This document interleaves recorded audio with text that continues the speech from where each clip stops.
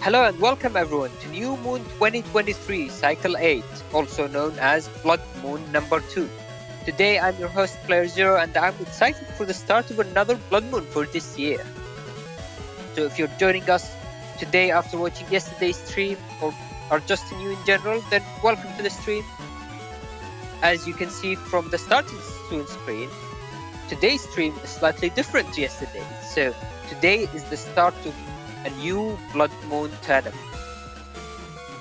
Blood Moon is our big tournament which happens 4 times every year and it lasts for 4 weeks each time, and the winner receives the special Moon Master Ball. So it's definitely going to be very exciting to see the plays during the tournament. And as the text on the screen says, this tournament is going to showcase the next generation of Net Pathways.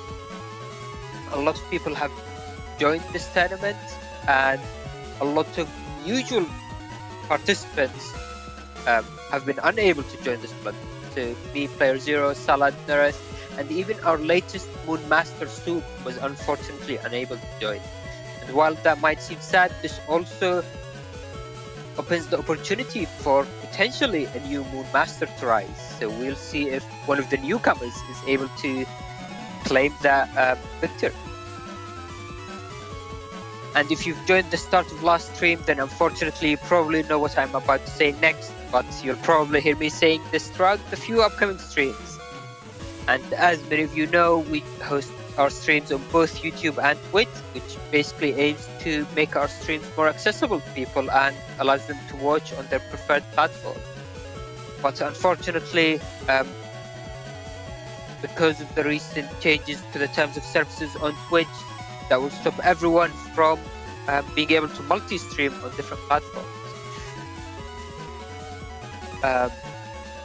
And this change won't be happening immediately either, so we'll be gradually moving on to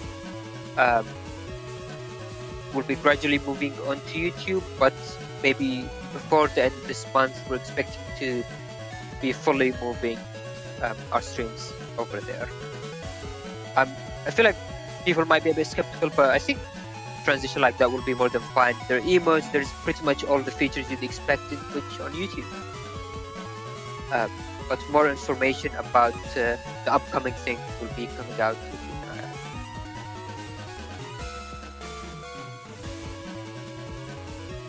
And with all of that out of the way, without further ado, joining me today on commentary is going to be SoulXCross. Welcome to the stream. Woo! Let's get this party started. I'm trying to see this Blood Moon happen. Happen? It will indeed. And it's going to be very interesting Blood Moon, as mentioned earlier. So I'm definitely looking forward to seeing how everyone's going to play. And yeah.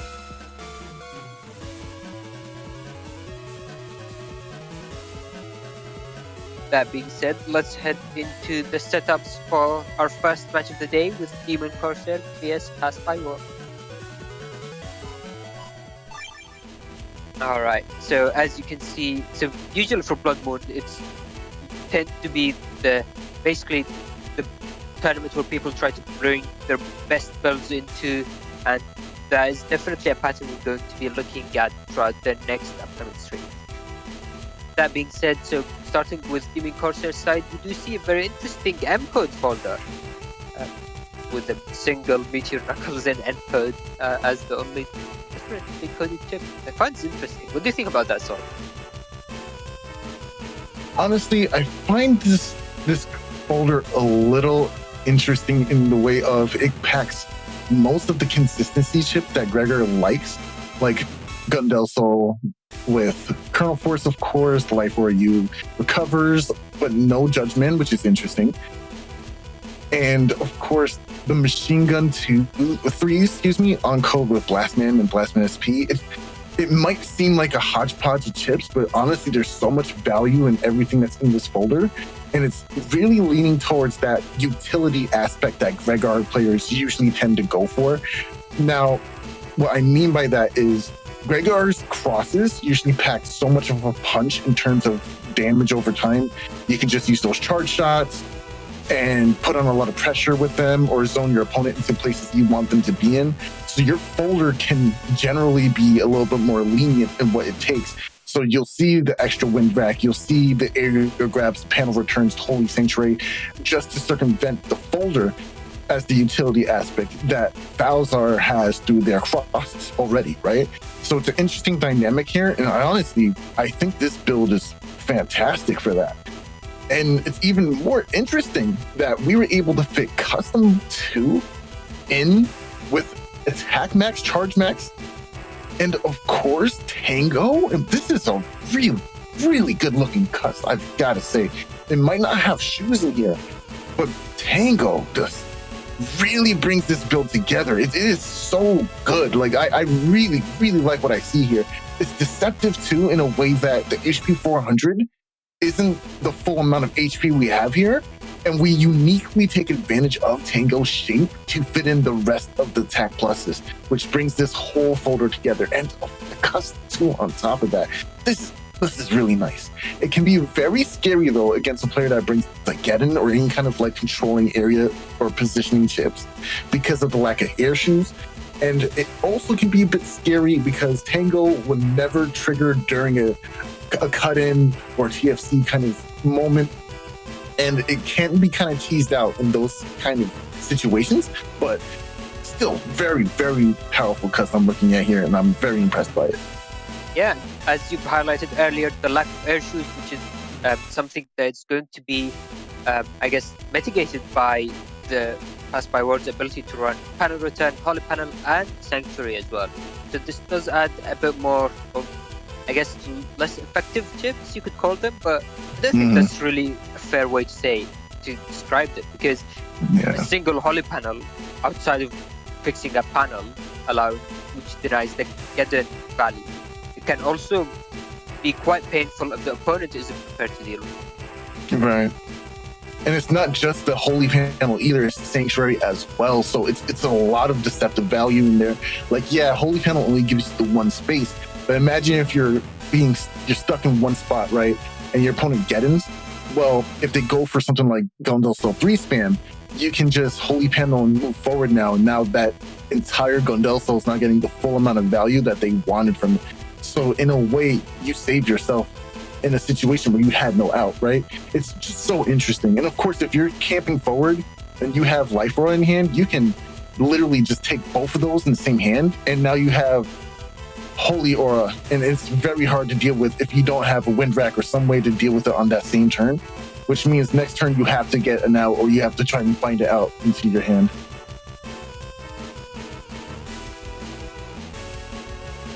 Yeah, now,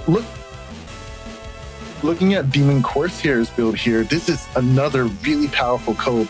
You know, if you ask me what like my top 3 codes are in this game, honestly, I'd probably say G at 1. Somewhere second is tied up between M and B, and I think those just really, really powerful codes. We see Train Arrow here, which is not usually used in these kinds of tournaments, or in general, we haven't seen Train Arrow very often. But I think people really sleep on how powerful this chip is, especially when you have a white capsule behind it, or if you can trap your opponent and just chip charge it with that Aqua Cross, it can just do an insane amount of damage. And all it takes is a little bit of positioning. A little difficult versus players that know what your setup is or what you're trying to do, but it's still really strong regardless. Yeah, definitely. And I mean, M-Code, as you mentioned, has a lot of very strong options. And one thing that I don't usually see people running as often is that Golem hit. So DemonCorsair here is running 3 of them, which might be a bit much, but I think it definitely should get the representation it deserves, because it's like 250 breaking, which can catch out /cross, especially relevant in this matchup, and it's just a very surprising quick attack. Absolutely, absolutely. And I do gotta say, I love the machine gun 3s here. They're on code. It can help you deal with traps, which is really good. Dealing with defenses for free is really nice when you can get those hits off. And of course, Muramasa is on code here, which means it's a mix-up whenever it's coming. You can get grab banished into Muramasa, you can get wind racked into Muramasa. There's so many options to guarantee that hit. It's just very powerful. Yeah, and there is also that fan, which is interesting. That might be another way of setting up these combos with the Monomaster and the Golem. You could say a big fan. Oh no, you know what? I don't have anything else to say about this right now. Do you want to move into? All right. Let's do this. Let's head into the match.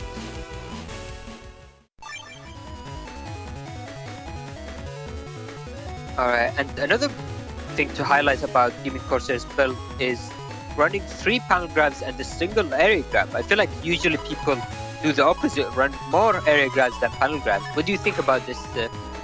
Honestly, it's a very, very powerful choice to go with, right? Because you have situations where Meteor Knuckle can force a person into a corner, especially if you're using something like Tango Cross. You can position your opponent into that corner-like pocket and just Meteor Knuckle them for max value. It's so much damage. It's very, very powerful panel grab, especially in Gregar too. You only need 1 panel grab to allow SoulXCross the mix of being able to deal damage, and that's just a lot of value within itself too. Yeah, and one of the best plays that panel grab can do, in my opinion, is to deny a full area grab. It just feels so good to use it in the TFC, deny a whole area grab with your tiny panel grab. And Snappy's gonna come out here denying Judgment. This is a really big for DemonCorsair, or excuse me, Corsair there. Protoman will do a decent amount of damage, but the value from Judgment being denied is infinitely more powerful here, in my opinion. All right, got some machine gun value. Gonna whip on one of the gets a hit on one of the boulders though. This is a really good turn for DemonCorsair. I'm very impressed with this play right now. And it's the turn to bug fix. Oh, that's gotta be nice. Okay, so I was worried for a second that DemonCorsair might accidentally send that to the back of their folder with with Dust Cross's ability, Chip Shoot. But looks like they found out they noticed it in time and are picking the right order. Going with the Ice Seed, so this is going to be interesting. If Passbyword wants to deny the Ice Seed, then the other will have to use some form of defense or risk getting decrossed by it. It's going to be very funny if we do see that happening. Want the early panel return as well. So yeah, having to be stuck. Oh, this is insane value. Oh, this is still going to be insane value. So Eraseman was used as TFC by Passbyword, but because the freeze lasts longer than the paralysis, DemonCorsair should be able to mash out, do massive 500 damage as well. Holy Panel does come down, but now it feels like it's not going to be doing as much justice as you want. I mean, making the damage halved while you're on 360 is still pretty nice. Losing that anger, though, that's a big hit. Now you don't get a real proper punish in this upcoming turn. Meanwhile, your opponent is sitting on things like, oh my gosh, the Muramasa, a train arrow, like bees. This is looking really tough right now. But hopefully that Holy Panel value does come through for Passbyword here. Don't forget, Passbyword still has that Tango. So Tango activates once you get to less than, what was it? Oh, not a good situation to give your opponent. Oh, the flashing, but this will deny the rest of this damage. And of course, this life for it is going to be paying dividends. Oh. No!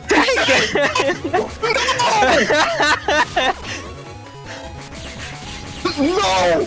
No, like this! No! Stay on the Holy Panel! Stay on the Holy... Oh, he dodges! Oh, no, the decross. Oh, that's a lot of damage. And now you don't have access to Holy Panel anymore! Tango! You see, Rush gotta eat! Beat gotta eat! And you know what?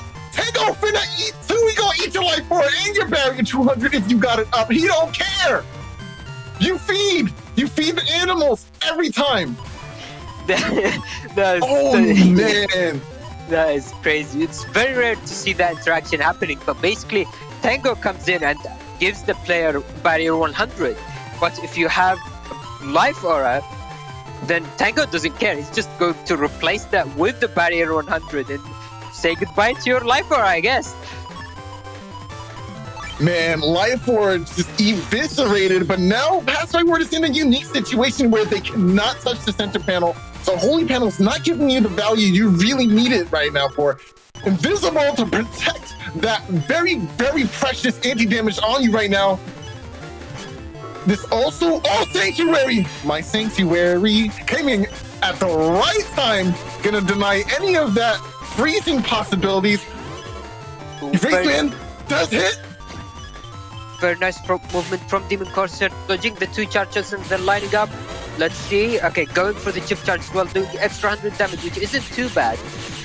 Yeah, Sanctuary providing a lot of value just now, keeping you alive. Like, those were definitely very, very scary hits. But because the damage were all half, you now still have a healthy amount of HP to finish out the rest of this game here. Now, we do see Fan coming into play, which I feel like is going to be bait here to try and force something out. Oh, okay, we're changing decisions here. We're changing decisions. Going into Tomahawk with Fan? Oh, I like the idea because you can push the opponent back into these chip charges. It's going to be very hard to interact with. Now, don't drop your... Oh, this is... No, don't drop the Fan! Anti-damage is up here.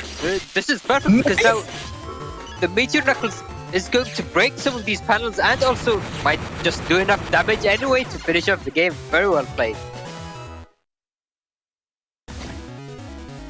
Oh my gosh, that was intense. It was looking good for Passbyword.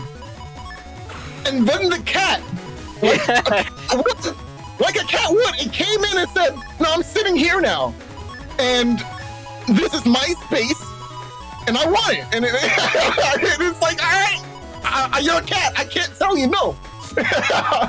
Oh man, that's so rough, bro. That is so rough. Anyway, heading into game 2, making the perfect call here. Gonna get the punish, immediately decrossing dust. With that plus 30, thanks to Erase Cross, gonna do a healthy amount of damage. Dropping slow gauge. Oh, this is scary. You're in a slow gauge turn. Ooh, oh, very nice. Is there any follow-up though? Oh no! Oh, you don't want this! This is really good! Wow! DemonCorsair with the insane turn 1, able to deal with Life Aura. You definitely did not want to TFC that to Fan there. How unfortunate for Passbyword in this situation.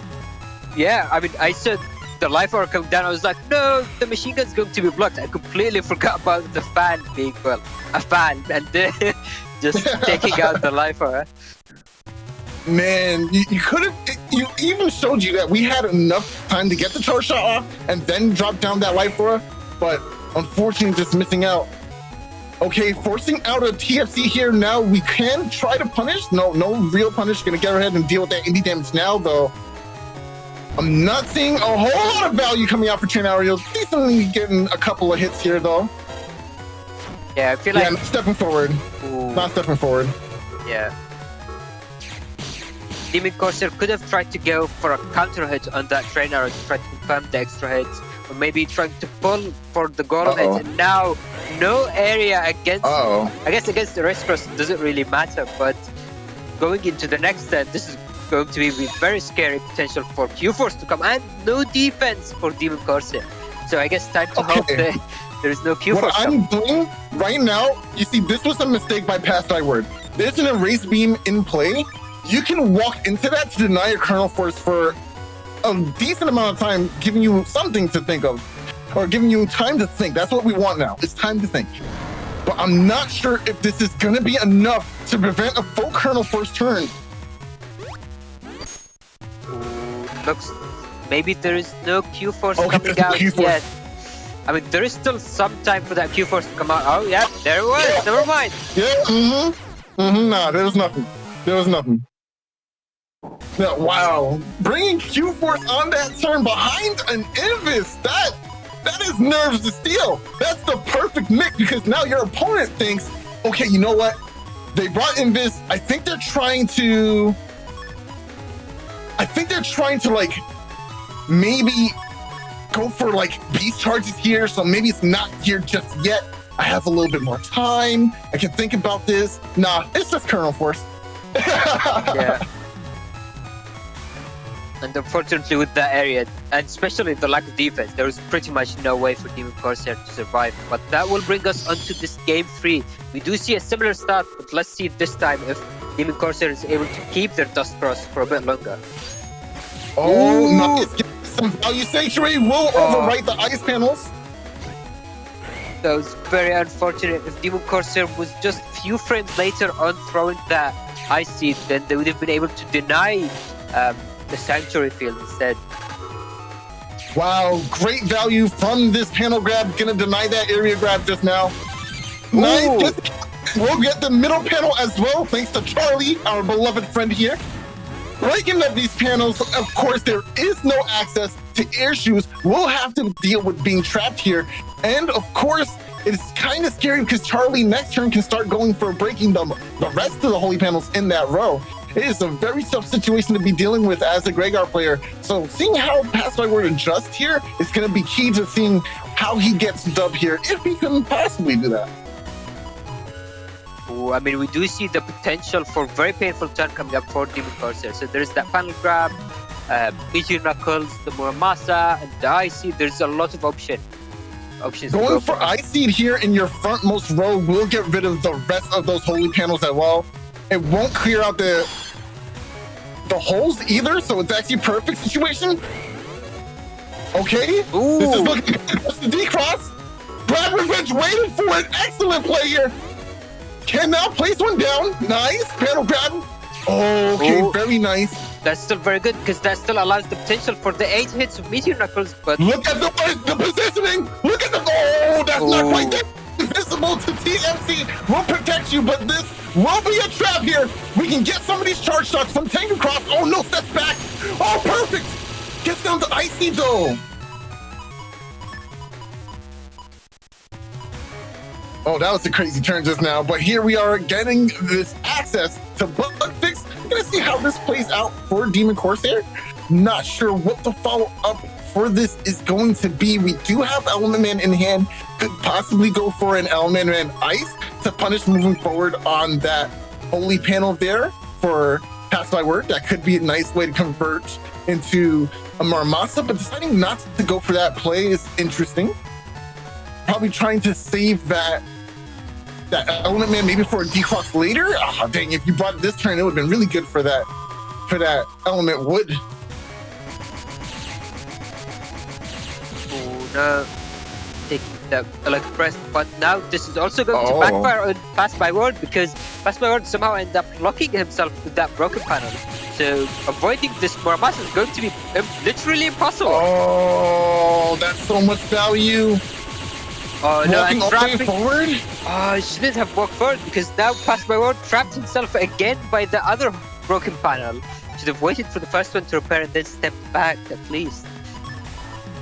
This golem hit will not hit from this positioning. It aims at the frontmost of the row you're in. Okay, so I do agree starting off with defense here because the only way Passbyword's going to be able to do damage is with the beast jump. But man, this positioning is really not great for Passbyword in the slightest. You know, honestly, I wouldn't even mind seeing access to ground beast here, right? So you can go for these drill drives and do a massive amount of damage in that way.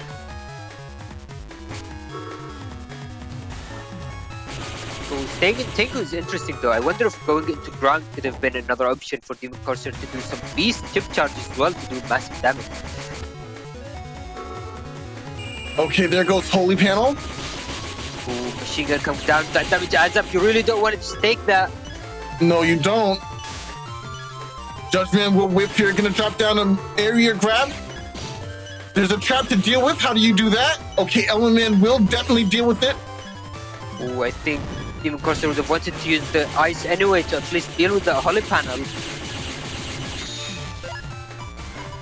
Now, you don't see Passbyword stepping up here because the ice will deny him from hitting the center anyway. So Passbyword is valuing the Holy Panel having damage as opposed to just moving around without getting anything accomplished. I really like that decision making from Passbyword here.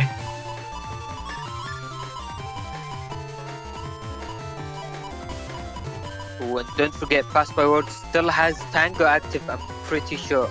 I think he's used the 2 recoveries, but Tango is still in play. Ooh, I like the decision here. Element, oh no, that's really bad. Anti-Navi will deny it though. Gonna go for the freeze? This is going to be the perfect combo actually. Windrak followed up by the train arrow. Oh wait, not train arrow. Never Oh, mind. there's Tango. All right, now we like to see Tango. You see, Tango is the cat. So it comes when it wants to, and it's useful when it wants to be. But not if you have a barrier up already, because it's a greedy cat. Ooh, did he cross from the wind rack? Oh, that's damage. No, but that's enough. And that's your game one. Oh wow, that's that's the first round, guys. That is indeed the game already, which is that was great. Tango getting you the dub out here, I see.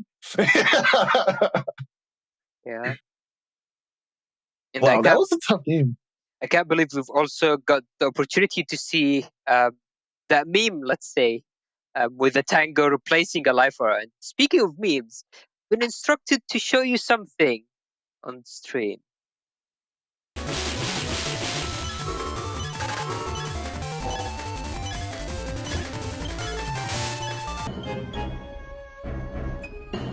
I don't think I'm a god.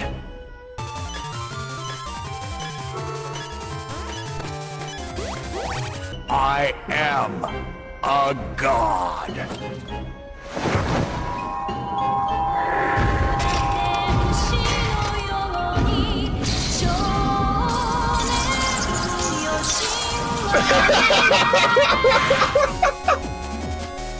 This is the instant classic tweet that Salad made actually back a few years ago with Tango Tango replacing a life aura, which happened to her in one of the matches. Okay. But yeah. Tango. It be like that. It's Scooby-Doo be like that. That's hilarious, yo. Oh man. Well, anyway, good game to both players. But moving on, next up we do have A for Average versus Thiago. Indeed, and again, looks like we have another Tango build coming up this stream. So and there is also a life aura in that folder list. So I wonder how that's going to go.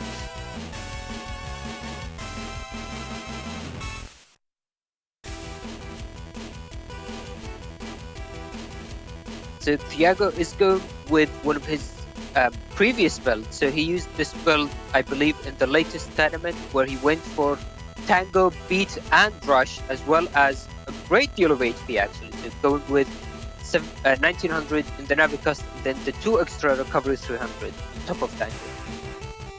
What really ties this Navicus together nicely is the access to Hub Batch, which will give Thiago access to Air Shoes, Flow Shoes, Attack Max, Charge Max, Speed Max, and of course, Undershirt if you don't have it. So it's just a lot of value all in one chip, which really makes it the Giga slot very worth it, especially for getting you damage in terms of that Attack 5 boost.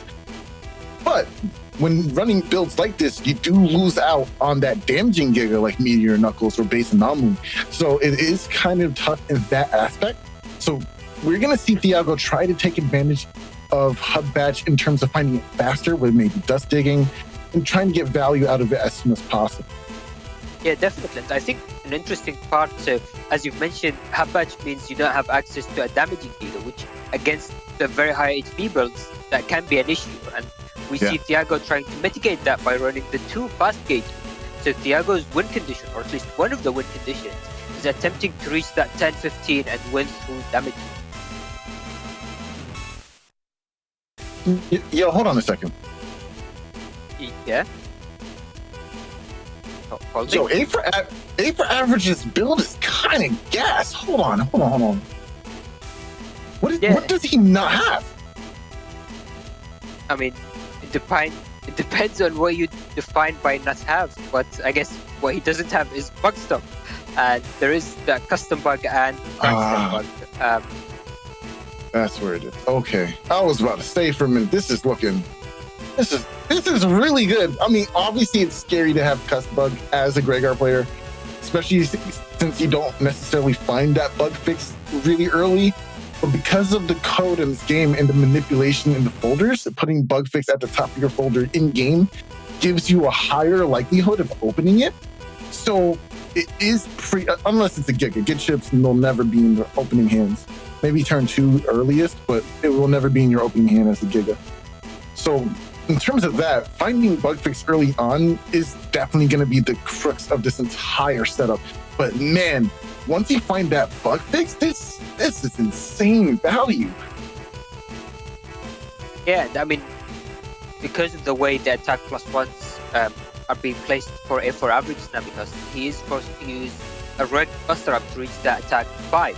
The attack 5 is a very crucial point to reach for Gregor, especially because they allow most of your charge shots or chip charges as Gregor Beast to break through life up. Oh, actually, that's really interesting that you brought it up. If this is the order that A4 average has in his folder in game, then this is a bit problematic because the way reg chips work is it forces itself into that first one slot every time. So having bug fix in that first slot means it's competing with that slot for Buster Up, so it's not going to be in that opening hand as early as you want. You want to have Buster Up or the reg chip in the top folder because it's forced there anyway, and then put bug fix after it, because that would be the new top of your folder, so to speak, right? Because of the way reg chip works. So this is a little scary. now that I see that. I mean, it can still happen that you open bug fix, but to be honest, now that you're talking about it, I'm not sure how this actually works. I thought when you have a reg chip, it will be pushing everything else to the second spot and it will be in the first spot. So does it really make a difference where you place the ray? I never remember how any of this works. So I don't know. It could be that way too. I could be wrong, to be honest with you. I could be wrong, but I'm pretty positive I remember it that way. Someone can correct me in the comments inside, and we'll know for sure. I'll make sure to talk about it when someone responds. With that being said, let's take a look at these folders. So yeah, I mean, looking quickly at Thiago's side, he's running the L code, L code with a bit of M splash, I guess, because there's the 2 Magnums, 2 Elect Dragons, which are very powerful, combined with the Elect +1, which I think is always interesting, and Bubble Star 2 on it.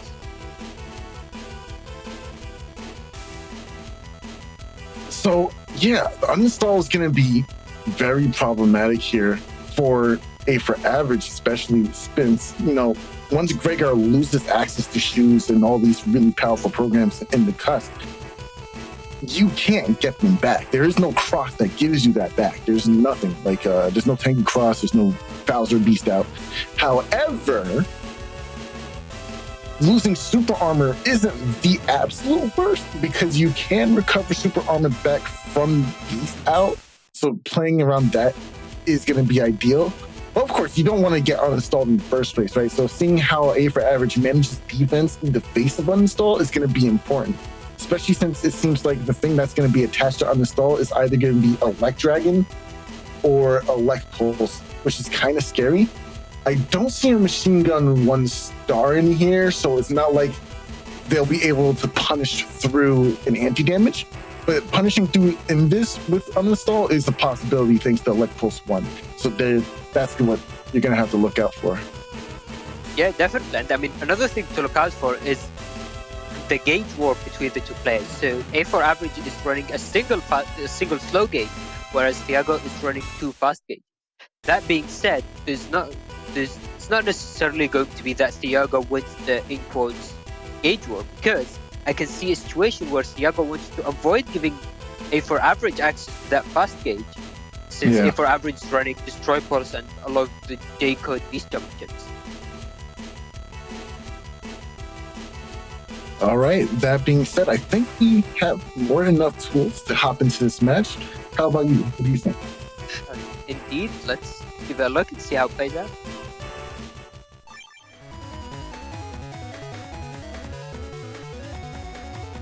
Alright, so we do see that Buster Up in the starting hand and no bug fix for A4 average on turn 1. So the way custom bug works is that custom bug level 1 starts ticking down after turn 3.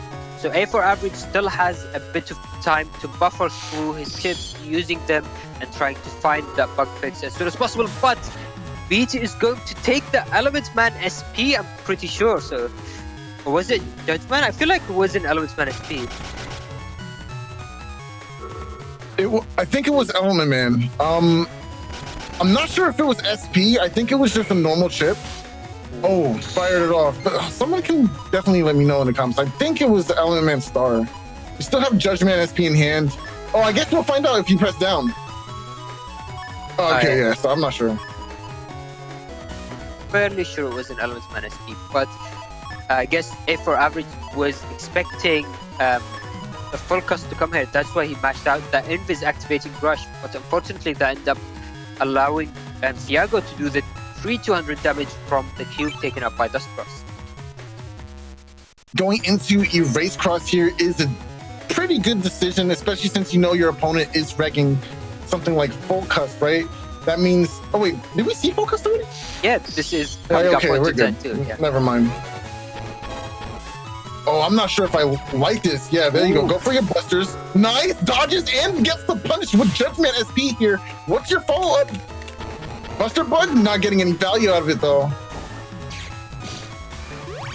I mean, that turn was pretty much as good as it goes for A4 Average, and it looks like Thiago doesn't care. He's just starting off with his fast gauge immediately and might be getting punished for it right away, with A4 Average looks like starting up with Elect Pulse Stat. Yeah, 2 Elect Pulse 2s, and of course that win back is going to be a nice combo. Not in the Legacy Collection though. But yeah, it's really nice to see that combo in hand here to help circumvent this fast gauge turn. You might be able to deny your opponent the entirety or most of this turn, and which makes it much better for you to find slow gauge in the upcoming turn. Ooh, looks like Thiago is going for a piece out play as well, dodging that first wind drag. Nice. That was excellently played. A4 Average spacing out the uses of those chips to try and deny as much of the time as possible. And nice, Thiago wasn't able to push out any advantage. It's gonna lose Bubble Star here as well, so you don't necessarily have to worry about that if you can avoid it. Ooh, but this is starting to look scary for A4 Average.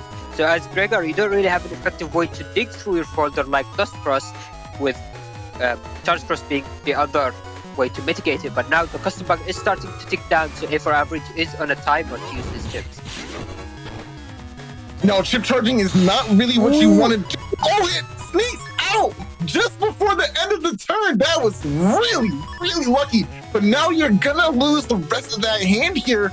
Now, this is what you're supposed to do in full cust. You don't want to take too many chips in one turn. If you're gonna go for chip charging, bring one, you know?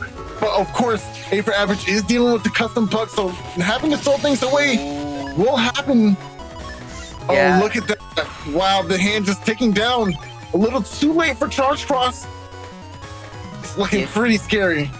Yeah, not only that, because of the lack of bug fix, A4 Average movement is causing these panels to break, and with each broken panel, that mitigated the damage from Q-Force as well, and allowed Thiago to step away from that Gandalf Soul. Interesting decision to not go into Tomahawk Cross there, but it's rewarded for it though. Ooh, very nice timing on that charge shot, avoiding that Magnum hit. But yeah, as you mentioned, the timer is ticking down. A4 Average deciding to rely fully on these charge shots and going within another OK, so another chip slot is going to be gone by next turn. Yeah, this is actually really rough for A4 Average because they decided to keep this life in hand for good reason. Gonna have to deal with this unfortunate Aqua Cross on the opposing side, so it was a good decision to hang on to it. Oh, nice action for you. Windrack is gonna go ahead and clear out life on the opposing side as well. And of course, ChargeCross is denying the turns for the custom bug here. Now, the way this works is every turn ChargeCross is trying to give A4 Average back a custom, and does it up to 3 turns if I remember correctly. Yeah. So after turn 3, ChargeCross will not be able to prevent the custom bug, which is why we're seeing A4 Average leave that cross here. So now, as you mentioned, when we go back into the custom, A4 Average is going to be down to 2 chips, which is why he ended up taking the individual parts of the PA on their own, trying to use them to at least do some damage or get rid of that anti-damage. Mash it out, nice, gets the punish. Bug fix is here. And a slow gauge turn too. This isn't too terrible, but I'm not sure if I like the idea of going for it. All Thiago has to do is go for a 1 charge shot and an area grab, and you would be stuck in a slow gauge turn versus Tengu Cross, and that's not where you want to be in the slightest. So you really want to be careful with when you drop this slow gauge here. Anti-damage is up for Thiago. Are we going to see area grab? No area grab came out. Decided not to. Only 4 ships left in the folder. And throwing away. Oh, this is scary. Yeah, but now looks like A4 Average is going to use the near variant. Let's see if it connects or if Thiago doesn't have any more defense. Ooh, trying to get. Oh, good trade. So Thiago there used the Elect Dragon attempting to get a counter hit, but unfortunately he got counter hit, but now Tango activating. No chips left in the folder. You are now solely relying. There's no reason to go into the cross here. You kind of have to stick it out with what you got right now. Now, you really don't want to see an area grab into Thok or Tomahawk's cross here, because that would be really bad for you. But if we see okay, no. Ooh, okay, I mean, the thing I'm even more scared about is an area grab into an Elementsman SP grass, and there it goes. And he does connect the D cross, and now this is also going to leave. Okay, so thankfully A4 Average was able to move away because the panel getting repaired. Otherwise, we'd have been stuck taking these very painful charge shots from ground cross. I really like the idea of staying in base form here, because you don't really want to lose a cross in this trying time. Try and deal with this barrier with this Elect Pulse one. Oh, just the Muramasa! Ultra Instinct is activated here, holding on to this Elect Pulse, trying to get damage value out of it, going for charge shots in order to deal with the barrier. Is really, really smart here, because you kind of need this damage value to catch up and damage judge. Oh, but now, fuck! We might not even get into damage judge. I'm not sure if Thiago is good. So Thiago has to move very carefully around this heat man. If one charge shot connects, then this could allow A4 Average to win the damage judge again. Otherwise, this is looking very difficult for A4 Average. Now, what has to happen here for A4 Average is you need to hold that charge shot and do not let it go, because that is the only way Thiago will respect you and back up. He will. You have to wait for Thiago to release that charge shot for the punish and move properly, very, very appropriately. That is indeed correct. Yeah. So you can't let it go. You can't let it go. You have to hold it. Oh, that's scary. Oh, final turn, beast over. Yeah, for sure. Get out of there.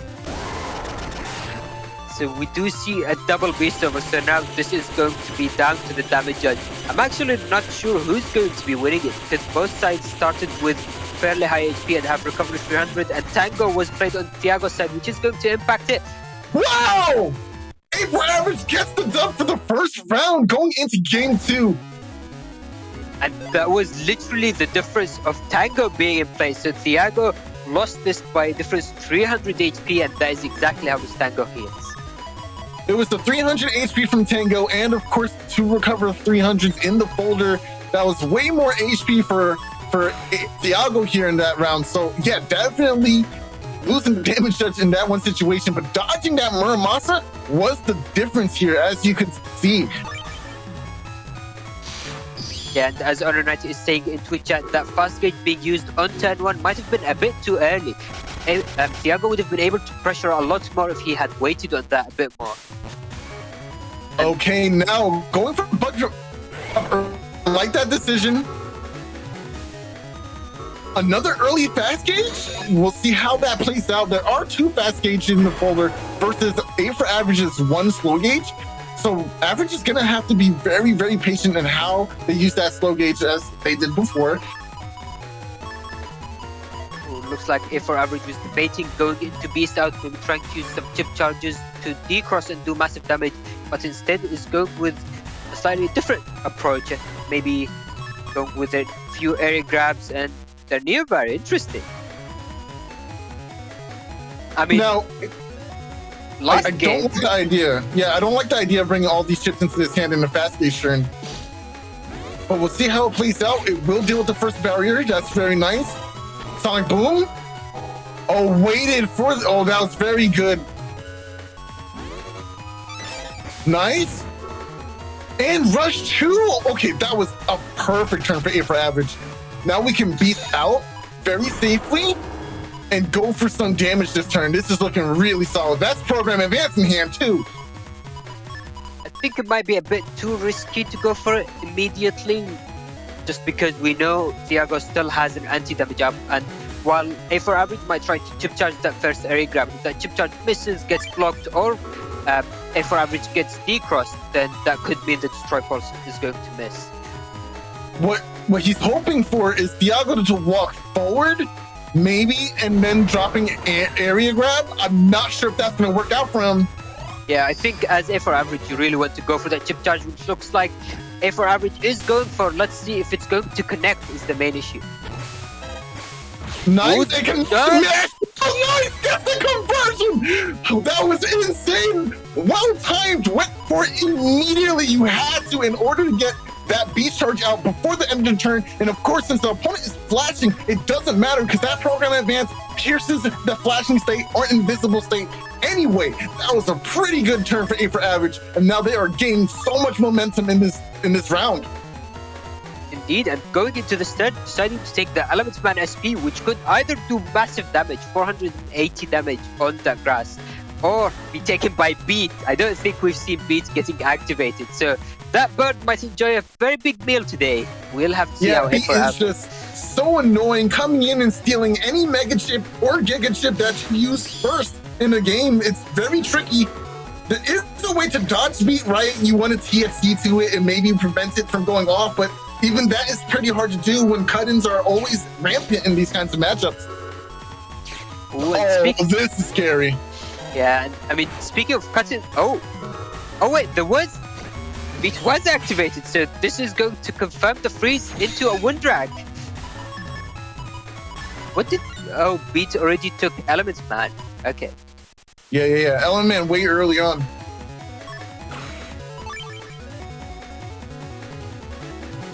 Now, you're being affected by big push here unless you go into a beast out or a cross. I could see a beast out coming out from Thiago here because you do kind of have the panels for it. No, okay, decides to not do that. Nice. Tango will activate. Gonna have to use this wind drag on this here though. Do you have Judgment? Can you mash out Judgment? No, it's Erasement instead. Oh, he could. Nice. All you can do is press down and hold your B button. Ooh, just missing that grab revenge. Not only that, so now A for average did step down, which I do agree that was the optimal play, but it means that there is no more space to use that Judgment. So Judgment cannot spawn on all panels. It has to be a fixed panel, and A for average has no access to such panels. I don't agree with bringing Judgment in his hand because once again, Fast Gauge will stop you from using it, and you kind of just want to sit on your defenses, honestly. We'll have to see how long he has. Going for a charge shot here. Yeah, chain the invisible D up real quick. Oh, looks like Thiago went for a very defensive turn and taking the recoveries as well, which is going to bring up his HP, but this is looking much more difficult in terms of the matchup compared to last game already for Thiago. Yeah, you know what? I like the decision of keeping that hand as well. Having another invis going into another fast gauge turn is pretty good. And you got a quick look at what your hand is on the upcoming turn as well. We do know this Kernel Force still in play as well. It's looking pretty good right now for A for average. You just have to play very patiently. But yeah, once again, Thiago is a very, very, very good player. He knows what he's doing. Ooh, okay. That would have been scary if that was the Grandman SP, but thankfully that wasn't, and now this is going to allow A for average to use the Judgment SP to connect and do quite a bit of damage while regaining the area as well. With no way to push the opponent though, that does mean Thiago can keep control of the area. And I guess the only real way to stop this from happening and being pressured is to go for these slash charge shots, but it's Tango Cross. Oh, going for Thok instead. Ooh, but now again there is the risk. Why did you back up?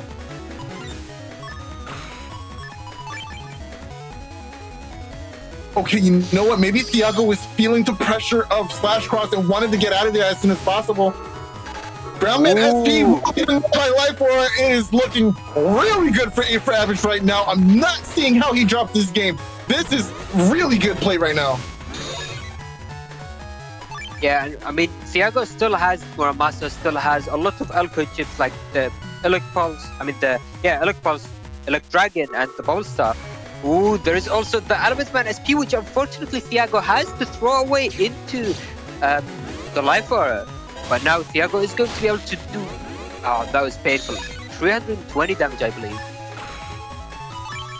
Charge Cross is really good for the situation, but if I know Thiago, there might be a change. Okay, no change to Aqua is gonna stay here and continue to use Stalk. What's a Bubble Star might be coming up, and there it...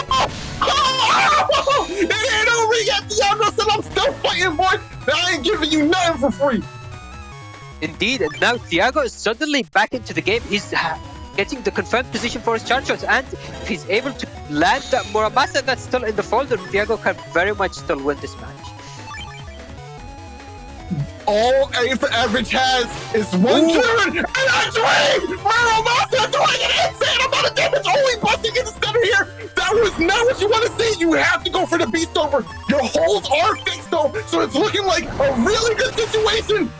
Will Thiago be able to avoid it? No! The game!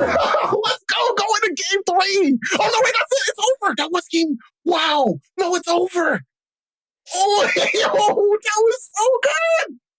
That was crazy. A single buster shot at the end could have had it for Thiago. Any form of defense, even anti-damage, would have been enough for Thiago to survive. Just in fast gauge, that beast over was more than enough timing with ×2 to the Q force doing quite a lot of damage as well. I do not disagree with Thiago's choice to stay in the center and try to pressure with those P shots to control where the movement was going. But man, that was really tough. That 1 HP, just enough to clutch it out. But man, A for average, saving Colonel Force and Alpha see that Gundelso for the very end there. Perfect timing. It was exactly what he needed to seal this deal. Yeah, to be honest, I wasn't really expecting A for average to hold on to that Q force for so long, but doing so definitely allowed him to win this match by using it with Beast over. So very well played, being patient from A for average and from Thiago as well.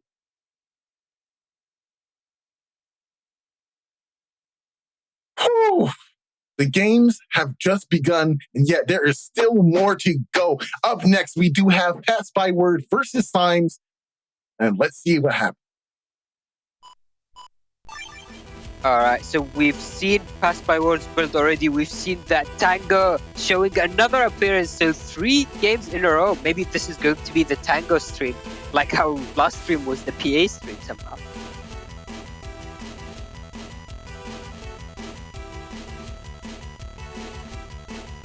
And with that being said, so we've taken a look at how Passbyword wants to play his folder.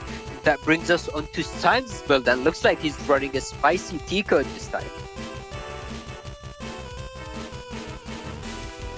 All right, yeah, seeing Symes here is really nice. I do gotta say, I like this cuss coming out for Symes. It is a variation of Chalk cuss instead of opting for undershirt, of course, and the custom one. We have Rush and First Barrier. So I find it very interesting to not bring undershirt, especially when you don't have things like shoes. And you also don't have HUD batch to get it back. And my motto, as everyone loves to hear it, and as we all know, is always bring your shirt. If you want service, you bring a shirt.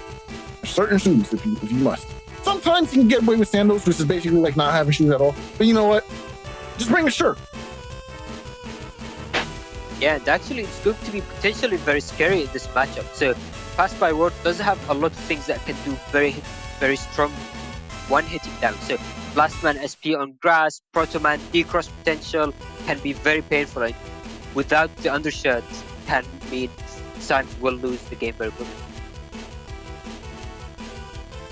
That being said, so Symes is also running a very scary folder. So we do see that Tomahawk and Tenguman SP, which I think are very underrated SP now. They are very strong, especially into the Gregor matchup, which we do see right now. We also see the Heat Dragon and the Double Wood Dragon, which is going to be setting up for that Tornado combo. I don't think there is Corn, so it's not quite Tornado, but it's going to be effectively the same thing, where Symes is going to try to set the grass to be an elemental field with the Element Man or the Wood Dragon. They're following up by a Tornado plus 30, which gets times by 2 because of the grass, doing massive damage. No cap, every time I see this folder, it honestly just reminds me of the vibe check. You know, if you're not prepared for it, you will be eviscerated by that tornado. It does an insane amount of damage after that Wood Dragon sets up that grass gun. So you really want to be careful. Indeed, but running this folder does mean that Symes had to sacrifice slightly on his defense, so he's running 2 invisible and 2 anti-damage. And I mean, one thing I feel like I should mention at this point is that a lot of people think they have to run 3 invis, 3 anti-damage, and we do recommend that, especially for people starting out. But you can very much adjust that ratio between the different chips with how your folder is looking to run things.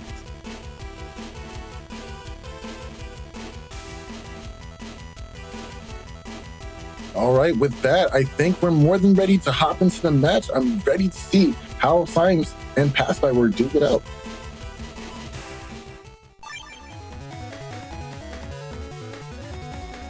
Oh, you see the starting hand from Passbyword, and this isn't really what you want to see.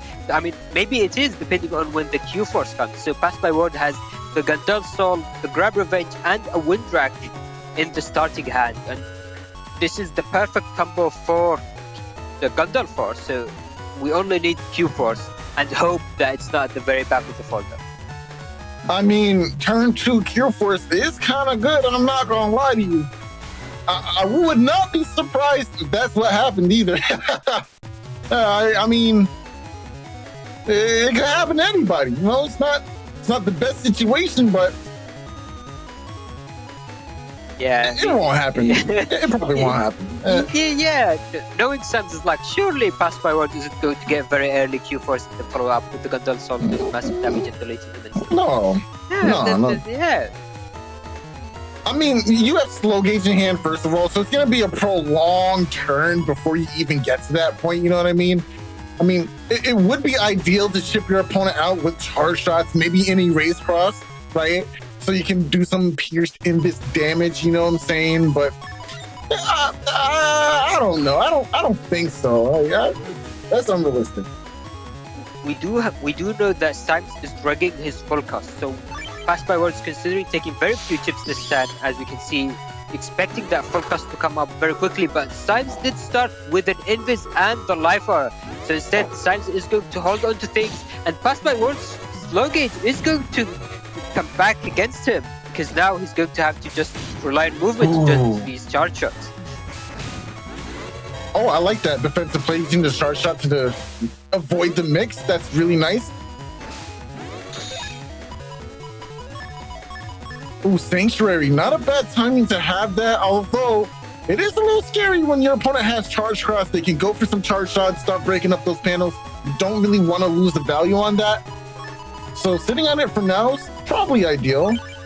Yeah, and as Passbyword, I do want to be careful with the order of chips, because Symes does have Rush in the folder, so Passbyword's either going to be paralyzed by this Rush activating, or is going to have to wait for a time freeze counter, or a cut-in, as the official name is, to use that. Yeah, we also make it to turn 4, no Giga Chips. Fair play from both players so far. I like to see it. So far, I mean, there is... Okay, so Passbyword is running a bug-fixed build, so a bug-stop build, I mean. So there is no need to worry about that bug fix, which we do see on Symes' side just in time. Ooh, oh no! Should have waited just a little while longer. Let's see if Passbyword is able to connect the Erase Man. It's going to be very big if he is. Nice, excellent value out of these charge shots, and gets the Erase Man confirmed. Waited very patiently for that Erase Man. Great discipline. won't be able to follow up with the charge shot. Not enough time on the paralysis there, but that's pretty good. Ending the turn on Erase Man, though, either is going to force a change in Beast Out or in Cross. So we're going to see how that works out. And, of course, a little bit of Buster Bug value there, too. Symes at the very end, they're just going for that Buster Shot. And, of course, one of them ends up getting that Buster Prop for free 50 damage. Oh, you know what? I like the idea. Not trying to go for the early greedy play with Slash. Wants to actually find a way to deal with the Sanctuary. I do predict on the up, not this turn obviously, but the next turn. But Symes knew that and wanted to deny that possibility. Oh, good. That's real good. Nice. And now we're going to be able to deal with Rush here. Pretty good turns and a Holy Panel to boot. Actually, so this is going to be a very nice value being getting out of that Meteor Knuckle. So while it did no damage, it did break a lot of these panels, which makes it very difficult for Passbyword to attempt to line up these charge shots. Very nice Symes being able to dodge almost all of them. Or all of them. Area coming back to Symes as well. Yeah, that was really good. We do see the Curl Force play in hand, but no Wind Rack. We did clear out Lightfall already, so also Symes doesn't play a whole lot of defense, but oh, did we forget that there is an anti-damage here? So Passbyword, gotta find a way to clear it. Yeah, he might try to chip charge something. So this all depends on if Symes goes into Tengu Cross to try to clear that life hour. I feel like this is looking like a potential Tengu or T-code chip for Symes. Maybe bring up that Tornado Wood Dragon combo, but we'll have to see about that. It is gonna be Tengu Man here. Goes for the Invisible instead. Interesting decision. Ooh. Nice. Symes knew what he wanted and was able to deny that. But the Q-Force is still going to do massive damage thanks to that Gundle. So this is part what makes that combo brutal. And then the Tornado combo! Yeah, that's going to deny that barrier as well. You are not safe, friend. Very nice combo play from Symes here. Very well played. Did that just do more damage than the the Gundle Force combo? That was massive for Symes. Symes said, yeah, you can do your Colonel Force then, but let me show you this trick I got right here, buddy. That was massive, especially with that Wood Dragon catching Passbyword at the backswing as well. But now looking into this next turn, Passbyword is considering going into a race cross with a defensive and offensive turn thanks to these machine guns, which can be very painful to take down.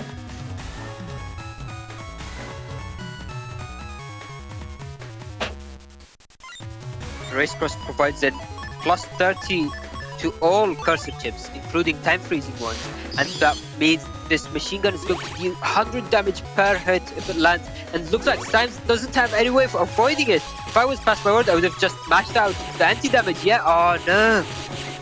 Now, getting basically no value out of these machine guns. Not chip charging away this anti-damage is very scared of a possible big Giga or anything like that coming out here. No! Okay, it's just Element Man so far. I mean, even just this Element Man is bringing Passbyword's HP, but he still has these recoveries. I'm not sure if Passbyword remembers, but Symes has no access to Undershirt. So I feel like going with the B-code chips might be wise, trying to just finish off the game. Yeah, you do not want to give someone like Symes any time to catch up in the slightest. Judgment,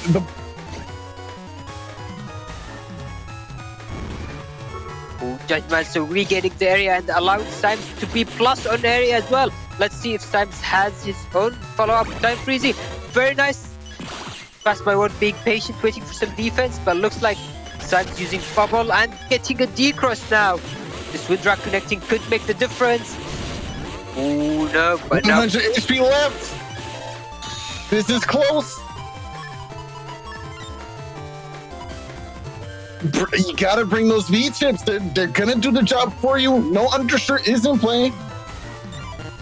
And again, don't forget that Symes has no Undershirt. Yeah, so as you mentioned, so these very powerfully hitting Navi chips are very tempting to go into this turn.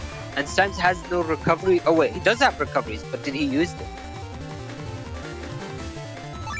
And Yeah, as HonorNite is mentioning in Twitch chat, Symes is hiding behind these broken panels, which is very smart, allowing him to avoid potential of Proto Man SP coming out.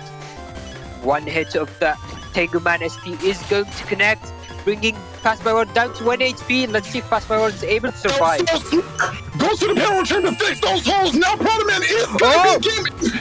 No, the invisible. And it's so close, 21 HP, and it's a slow gauge turn. Oh yeah, there's no way. The crucial time freeze counter from Symes being able to deny that Proto Man SP. Proto Man would have been game for Passbyword if that had connected, but Symes playing very patiently, denying all of that and taking that game, bringing us into a game 2. Real talk, hit him with the mind if I cut in real fast? No.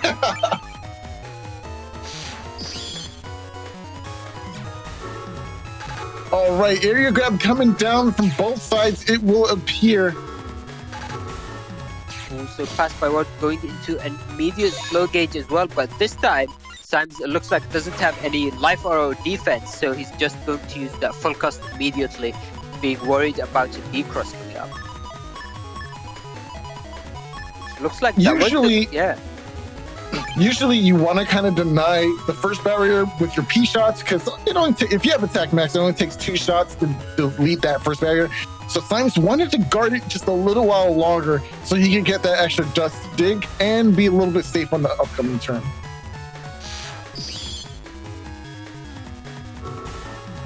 We have a question from Black Dragon in Twitch chat saying, can HP bug kill Mega Man, or does it not take past 1 HP? And it does not take it indeed, so it doesn't delete Mega Man and will keep it to 1 HP. Ooh, extra Element Man value coming out right now. Also going to deal with that cracked panel in the center. Very nice for Passbyword just now.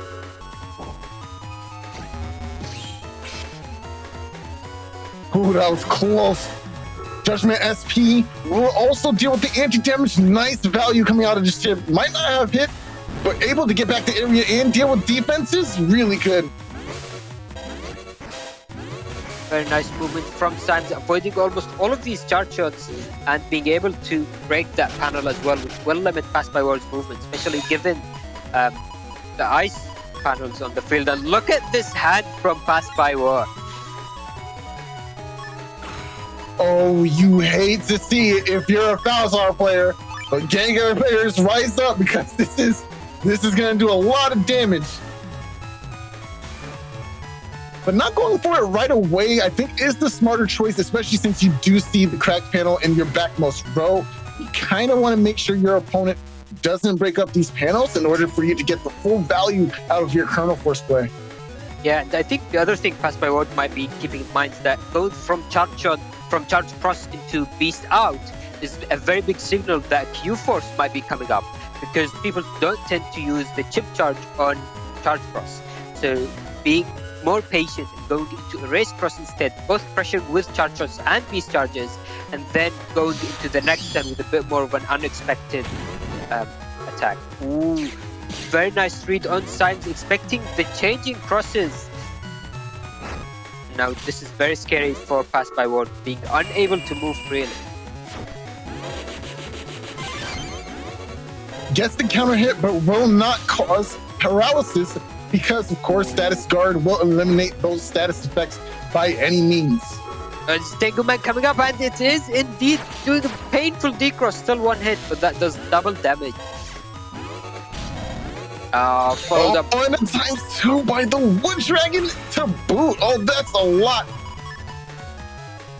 Yeah, and again, so it looks like Passbyword is going for a bit more of a defensive attack. Tango is still potentially in play for Passbyword, so he does have a bit more HP, but don't forget that Tango doesn't activate in a time freeze counter or when paralyzed. So if Symes goes into Tengu or Beast Out and goes for a big Tornado play, then this could mean game. All right, area is back. Area grab gonna go ahead and deny that camping forward. Oh, tried to mind game, but Symes just stayed in the same spot. Does get the D-cross though. Symes punishing back with a couple of buster procs of his own. Oh, this is going to be very painful. It's usually very difficult to try to avoid hits, crosses, charge shot just on movement. And now looks like Passbyword has said enough. Oh, no, just stay. Ooh, maybe debating going into Beast Out and going for that Gundel Force, or holding on to it for one more turn. I kind of like the idea of bringing the panel return, gonna clear up those panels, maybe. All right, let's put all in on it. All right, let's see if it pays off. I think it's a bit risky. Okay, so it looks like Symes is going for defense, but I mean for recoveries. But if Symes has no defenses, then this Q Force could be enough for game. Okay, there it is. And look at all the value, but it does give Symes anger. Hiding on that panel is a very, very smart idea for Passbyword here, because it will have damage from anything coming out from Symes, but we'll have to see how Symes uses this anger play. We did already see Tengu Man, so what does he have to follow up next? I mean, to be honest, Meteor Knuckles? yeah, unless Symes goes for the Meteor Knuckles, I think the better play would be to just ignore the anger and do something else. I feel like for Symes, the best play would be to try to use a time freezing, a real-time attack with the White Capsule to both deny Tango from activating and to catch out Passbyword by surprise. That being said, with the order of chips that Passbyword is going through, if Symes is able to mash out very quickly a Meteor Knuckles, that will most likely be enough for game. Goes for the Beast Out instead. That means we will not be seeing Meteor Knuckles on this turn. Oh, really? No way. Why? Why lose the... I think what happened there is it's very likely that Symes got one frame by that area grab and meant to use his Meteor Knuckles first, but unfortunately was slightly mashed out. Well, by literally one frame mashed out of it. How unfortunate for Symes. He definitely wanted that value there. Ooh, that Windrak is going to allow Tango to activate, allowing for recovery and that barrier 100 as well. Symes' HP is looking very scary. We've mentioned it a lot during the last game, but Symes has no undershot, so that last mana SP is going to potentially end the game. So Symes has to be playing very carefully around that and maybe trying to land his big combo, which we still haven't seen this game.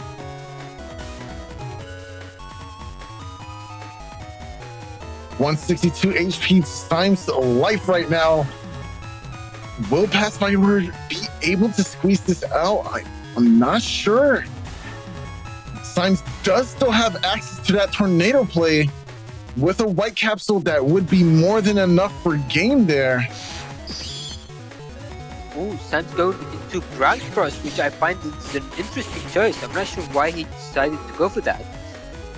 But wait, that might spell his doom, because that means the machine gun is going to do double damage and the D-Cross, and this TFC from the Blast Man HP, the lack of undershot, is going to give Passbyword, take us into a game.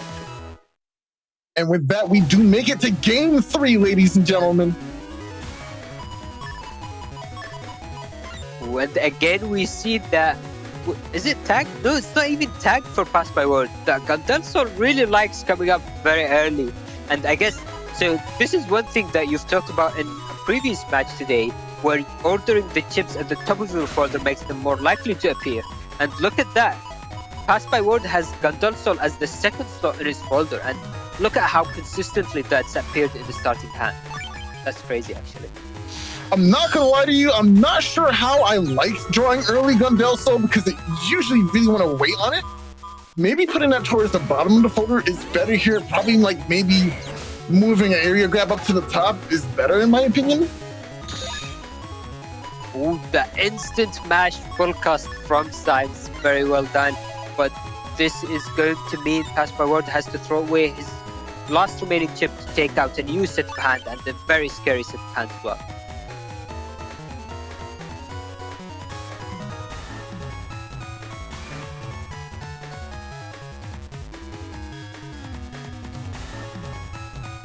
Symes would need to have very good defense. Maybe, I think even a life aura is not going to be enough, because Passbyword did take, I believe, a Proto Man SP into this hand. So if Symes TFCs the Erase Man with the life aura, that will be taken by Proto Man. The area grab Erase Man, the double Erase Man TFC, both sides are going to be hit. Both sides losing their invis, but Symes getting decrossed as well. Let's see, there was the follow-up with the bubble star from Symes, getting the revenge decross, bringing Passbyword's HP down.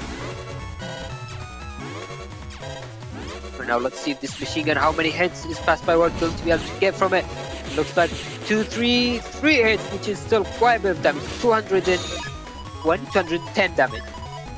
Man, that turn felt like forever, and all that damage that was piled on by Symes is really starting to hurt. The Passbyword does draw into this Recover 300 at a decent time, can go ahead and get some of that HP back, and of course get some area back as well. I definitely like the idea of bringing that wind rack behind it as well, so you can guarantee your area back here. Yeah, and I do wonder if Passbyword is trying to get a read on a potential Tomahawk Cross. So Symes has the perfect area for Tomahawk Cross charge shots to land, but if he does go for that play, it's going to be very painful with Passbyword being able to regain the area. As you mentioned, looks like Tengu was the play instead. I think this was a mistake. We could possibly see a tornado coming up right behind this judgment. But Passbyword TFCing his own judgment, which means both sides are getting paralyzed. So let's see if Symes is able to regain the area with an area grab. Area grab is being exchanged and Symes is forced to step back. Nice! Very well played from Symes, being able to land that free charge shot as well.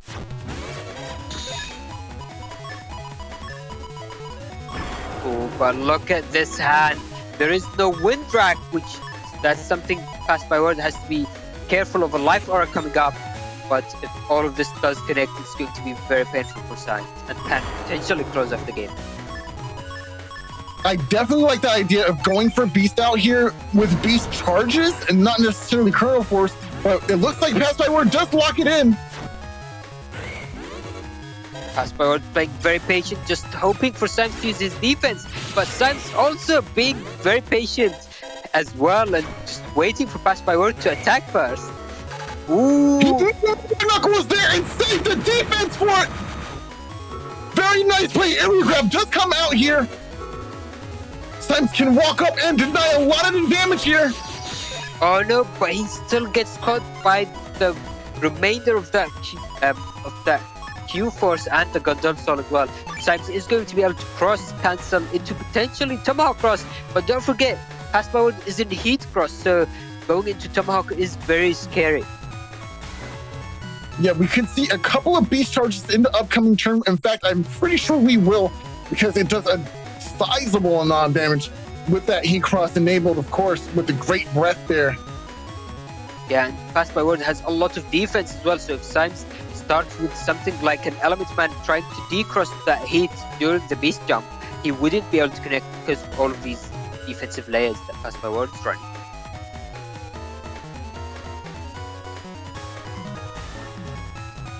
I do wonder if Symes also has his combo, so if there is another win condition for Symes which wouldn't allow Passbyword to retaliate, if Symes is able to use something like Wood Dragon White Capsule while Passbyword is in the middle of that Beast jump, it will paralyze and deny Passbyword both the tango and the defense.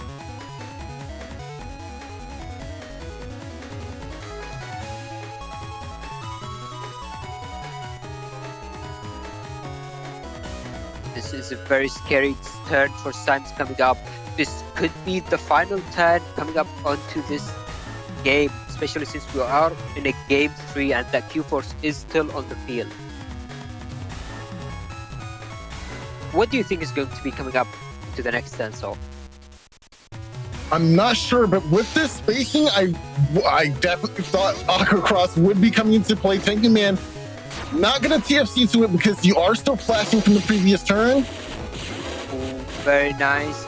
But now, because of these broken panels, this could mean that... Oh no, Rush activating! That will allow A follow-up with the charge shot for a D-Cross, which is really good for Symes here. Wood Dragon will connect. Peach down as well for double the damage. And just like that, Symes catching up.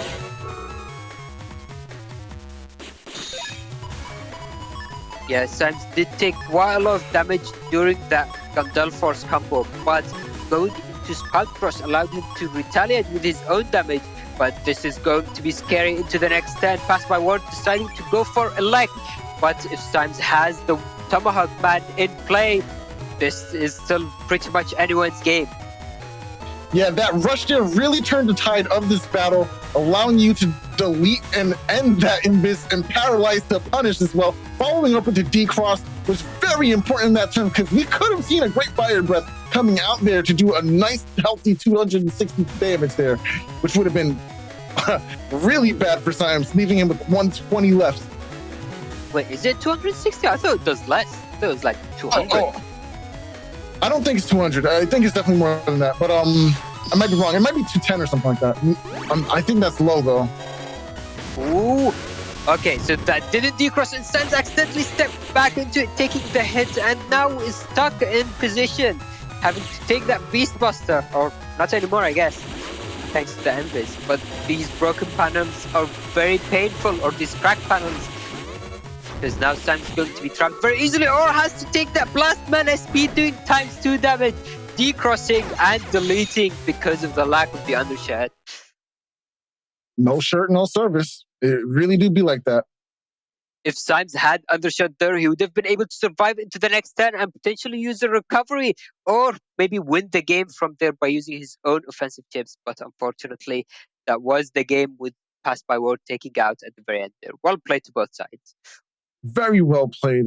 Really enjoyed that match. Man, it just goes to show you how much that one single square brings you so much value, especially when you do play recovers in your folder. It's just really strong.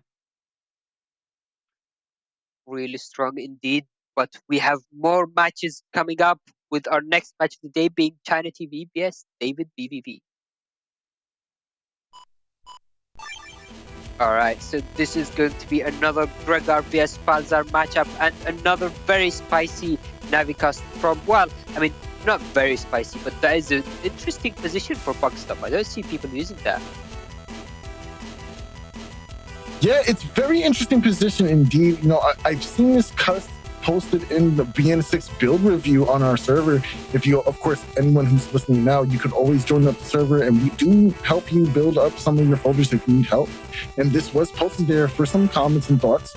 And man, I really think this cast turned out really, really well, especially netting a little bit of value out of that attack +1, especially for Falzar standards here.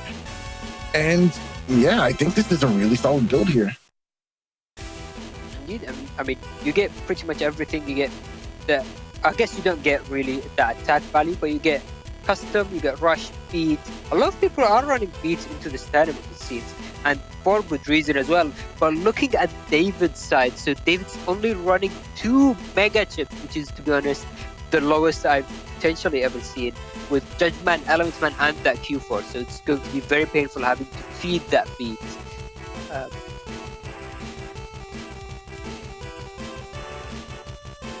Don't forget that beat can't take any mega or giga chip used outside overtime freeze, but because Q-Force is a real-time chip, and in fact the only real-time giga/mega chip in the whole game, that means that David will have to make absolutely sure that he's already used either the Judgment or the Element Man for that beat. Yeah, this is a very, very tough situation to be in. Beat already negging you down one of your more powerful chips in the folder. It's definitely interesting playing with lesser amounts of mega chips in the build, but I just can't recommend it. Like, is Recover 200 really more value than Racing, right? What else do we have in here? Maybe an extra copy of Barrier 300. Is that worth more than Blastman Star, or worth more than Element Man SP that you can splash in here? Like, I just, it's really tough to say, but I have seen builds that won tournaments, especially your builds that won tournaments with only 3 megas in a giga, right? So it really just depends on how you play. Yeah, definitely. So I do feel like people are starting to run beat more often than before, and especially the anti-navi, which looks like Passbyword also running. But looking at David's folder, so the reason why he decided to go for these only 2 mega chips is because it's going for basically the maximum defense, the folder. There is basically no damaging chips outside of the wind rack and the mega / giga chips. There is a lot of defense though. And you might think, well, how does he deal damage? Once again, we have to look at what we're playing. We are playing Gregor, which means we can go into Beast Out. We can go for a cross into Beast Out as well. Maybe like Heat Beast or Erase Beast. And those chips in this folder are mostly null chips. So we can Beast Charge them for maximum efficiency and damage. Barrier 100 now is not just a defensive chip. It's also dealing a significant 210 damage and possibly decrossing dust as well. The decross options are still there in abundance if you're in the right cross at the right time. And we do see that single Guardian in O-Code as well, probably for good luck. So we'll see how that will work out for David. Whereas on the other hand, looking at ChinaTV's build, so we've already discussed the Navicast as for the folder, ChinaTV is running an E-Code, or what people might call a Beast Rush oriented folder. You want to explain briefly what that is? So the objective of Beast Rush is to use your Beast Out to try and combo with that auto-aiming feature using Elect Pulse 2 and Wind Rack as the backbone to that strategy.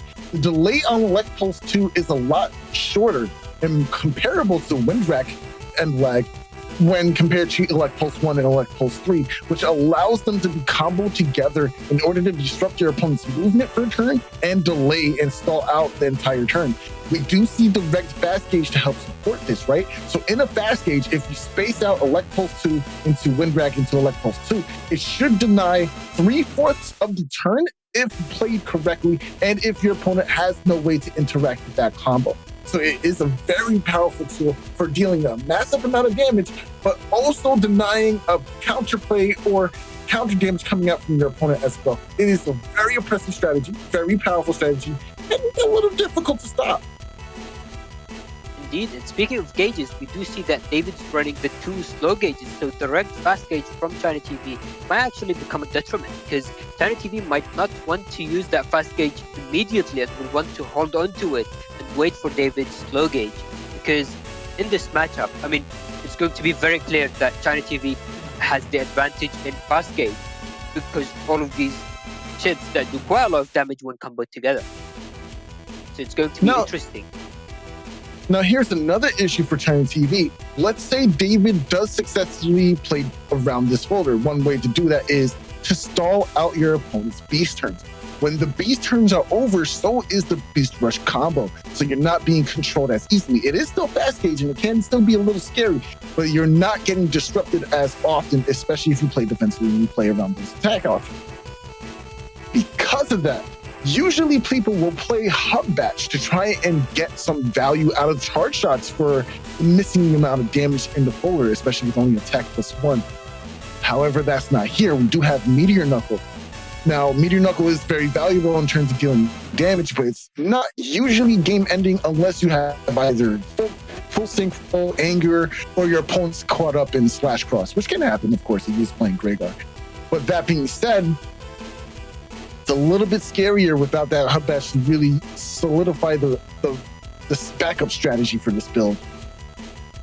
Yeah, definitely, especially since ChinaTV only has the 2 area grabs, so I think the fast gauge and slow gauge matchup is going to be vital to see who's going to be ahead. That being said, I believe that's everything I have. Do you have anything else to add before we head into the match? Nah, bro, I think we're ready. Roll the clip. Alright, let's go into it and see how it plays out.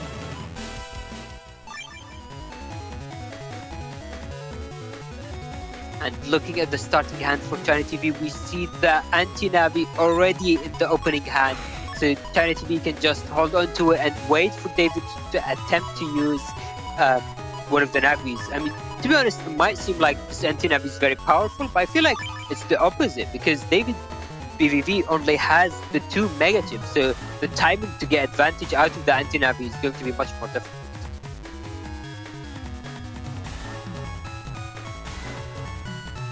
Man, a lot of players have been bringing these 1800, 1900, 2000, 2100, and 2200 builds recently. A lot of chunk in this environment, in this meta. It's very interesting to see. But here we go, right into the fast gauge from ChinaTV, which means David could potentially win the slow gauge or gauge war in general if they play it well. Beat already rearing its ugly head, taking away one of those mega and or giga chips. Well, I can't say and or giga chips actually, but I wonder what it was that David threw away here. I mean, it was in turn 1, so there literally couldn't have been a giga chip in turn 1 unless David was running shuffle, but we don't talk about shuffle. And so Yeah, that means it was either the judge man or the elements man that unfortunately went into it.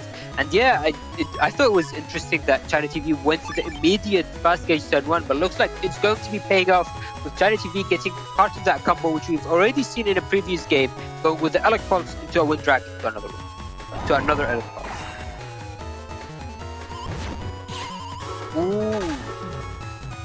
Mashing a bit too quickly, missing that Wind Drag, and the Elements Man is attempting to go for a leg, which is going to actually work out pretty nicely for ChinaTV, denying davidvvv's ability to do charge shots. And of course, Rush gonna go ahead and take away that invisible chip and paralyze to boot. Air grab coming down, but not being able to get a punish in forms of charge shot. Oh, very good barrier 100 here. Now, this is interesting because ChinaTV has to deal with this barrier and you're losing out on time, which means you have to commit a chip to it. You have to have a follow-up. There could be an anti-damage behind that. These barriers are really doing well for David here. Actually, now that you've mentioned that, I think the barrier 100 would have been stronger in slow gauge and fast gauge, as weird as it might sound, because that would, as you've said, mean it's more difficult for ChinaTV to use buster shots. So ChinaTV does have attack 1, which means trying to use normal busters will take forever for that to be destroyed. So maybe we'll see, oh, looks like a Wind Drag potential to remove that, and then follow up with the Meteor Knuckles near barrier. Oh, interesting, going for Meteor Knuckle near value this early. Ooh. Oh, excellent defense from David. Will deny all of that damage this turn. Rapid Vanish will push back too. Probably should have waited for the Volcano panel to get that pushback first. You know, get some little extra value out of that. But we'll go for the freeze here. Trying to stall out a little bit more time before you get access to these panels. And there they are. There is access panels again. But ChinaTV playing around these holes very well here. Yeah, and unfortunately, this is one of the weaknesses of ChargeCross. It does give davidvvv access to the +1 custom every turn, which is very vital since David is running custom 6. But that also means that davidvvv is unable to move on top of holes, which is why ChinaTV is moving like this, as you mentioned. Looks like ChinaTV is going for the second fast gauge already, trying to use that with a big combo in turn. Let's see, everything does connect, including the corn fiesta, the corn shots into the firehead as well. Oh, very well timed panel return. Will regain access to all of these panels. And it makes me wonder, are we about to see a Colonel first turn? This would prompt me to actually take Judgment, or even maybe a Legman SP here trying to break up some of these panels. This is a very scary position to be in right now. Yeah, definitely. Now, you would want to promote bringing Life Ray here. Okay, no Beast Out, which means we're probably not going to see a Colonel Force just yet.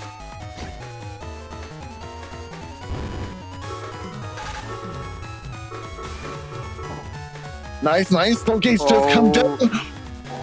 Okay, still gonna get some value by destroying. Oh, goes for the ice. Interesting. That scared me. I thought you missed the fireball. That was very scary just now. Now we are back in slow gauge already, but let's see if ChinaTV is going to be able to maneuver around these charges. So using the ice panels could be key to better movement. Let's see. No, looks like ChinaTV is just deciding to go for the normal movement and just moving up and down. ends up taking a little unnecessary damage here from those charge shots. I kind of would have liked to see using the ice panels to try and slide and play the 50-50 mind game. Oh, but this is... So, as we mentioned during setups, ChinaTV only has +1 attack and no half badge. So this Slashman being able to stick might be very painful for ChinaTV, but let's see if davidvvv has an answer for that life aura. Oh. Yeah, looks like there was. Nice trade. Oh, this is going to be very painful for ChinaTV. There is still that one panel for movement potential. It's very important. Oh, that's not good. That's not good. No. Oh no, David. Oh, that was so scary. Yeah, you're leaving Tengu. You're leaving Tengu. I don't care what you're saying. You're leaving Tengu right now. You're leaving it. You're leaving Tengu. What are you doing? What are you doing? Wow. But this could potentially be even worse because now that ChinaTV doesn't have the defense, slash beast out could mean a chip charge, a very painful chip charge. Okay. Oh no, I don't know if davidvvv meant to do it in the order. Being able to do the chip charge, even with that Gundal Soul, would have done more damage than the Gundal Soul on its own and D-Cross as well. Would have done 800 damage, bringing ChinaTV down to 1 HP and closing it off. I really like the patience from David here, just camping in that back row, waiting patiently for these front two panels to clear up, so you have a couple of movement options available to you. But the crack panels from this is going to be very problematic, especially for a player that doesn't have any shoes. Oh, there is still access to these recoveries. Let's see if davidvvv is able to land a chip charge. No, but a Guardian being put down. So ChinaTV is trying to move around carefully, waiting for a chip charge. I feel like if I was davidvvv... He was so perplexed. He was like, do I just do it? Like, what do I do? Like, he didn't want to do it at all. That was so funny. ChinaTV is like, I don't want to lose to 100 for no reason, bro. Like, why did you do this? This is too much. I can't. The way he's just he's like, you know what, you got it, bro. I can't even deal with this right now. We're chilling just now. I'm not even gonna do anything, bro. You got it. The Guardian, he took an area, he's good.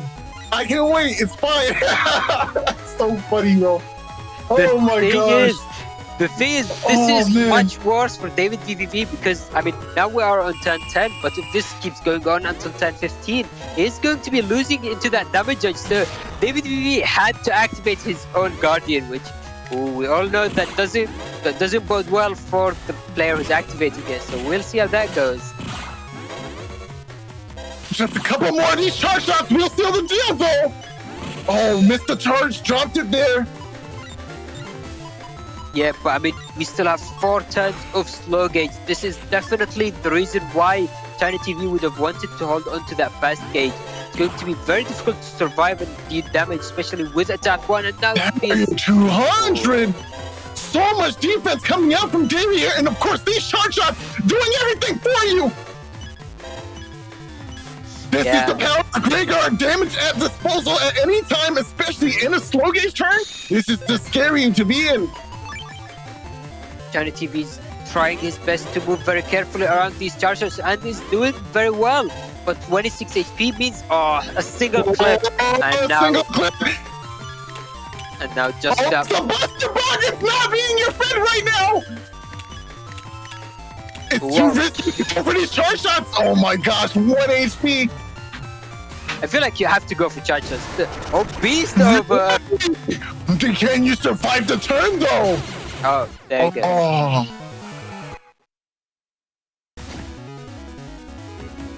So the thing with Beast Over is that it's technically possible to avoid all of the Buster shots. It's going to be very difficult, and there is a pattern to it as well. So ChinaTV could have potentially survived there, but davidvvv having Holy Panels and the Barrier 200 would have made it even at 1 HP more than enough for davidvvv to potentially win. You know, I gotta say, with this configuration of field, I really expected to see HonorCross, but luckily he didn't go for that because David went right for that Elect Cross immediately, trying to sniff out that HonorCross. Oh, he was really headhunting. That's hilarious. But we'll still get some value by clearing up these ice panels, regaining movement to the center row. Yeah, and actually that allowed davidvvv to also dodge the cubes as well. Nice, nice. It's able to sneak in a charge shot, but this upcoming turn, with access to that fire burn, we're gonna see a really nice amount of damage thanks to the grass here. It looks like ChinaTV is being careful this game and deciding against using that fast gauge immediately. Ooh. But the D-Cross! The D-Cross! Barrier 100, gonna safely bait out Rush. We're gonna protect David from the paralysis, and he trapped himself. Has a little bit of a buffer in time too. Now that panel cleared up, he does have access to the bottom 4, but the cracked panels on top will be problematic. Not too much trouble for David though, as these chips in hand aren't gonna be too crazy, but maybe actually this judge, oh no, not going for the Justice 1 here. That's interesting. But instead, ChinaTV gets the other breaking chip in Meteor Knuckles, Oh no. which, with the potential to gain maximum area, this can be very painful for davidvvv if he doesn't have the defense for it. Oh, Oh! you like to see it? It's just gone. Oh. This is it. And oh, 1, 2, 3, 4, 5, 6. Only 6 hits in that config. Oh, it wasn't a corner. How interesting. yeah, so if ChinaTV had waited few frames, like less than 10 frames, because davidvvv was starting movement to move up, and that would have confirmed the corner hit. But looking at the field now, this is a lot of broken panels for davidvvv, and look at this. So ChinaTV has the potential of going into Elect Pulse Windwrack, which would decross and do quite a lot of damage in that land. Yeah, I gotta say, changing crosses here. Oh, goes for a beast down instead. We might see a grab revenge coming out. Oh, anti-damage first. The decross happens. Elect Sword, Element SP. Could have waited just a few seconds, a little bit longer to prolong the rest of that. But what access to this anti-damage here? What does davidvvv have? Nothing is being used. Something got chip charged.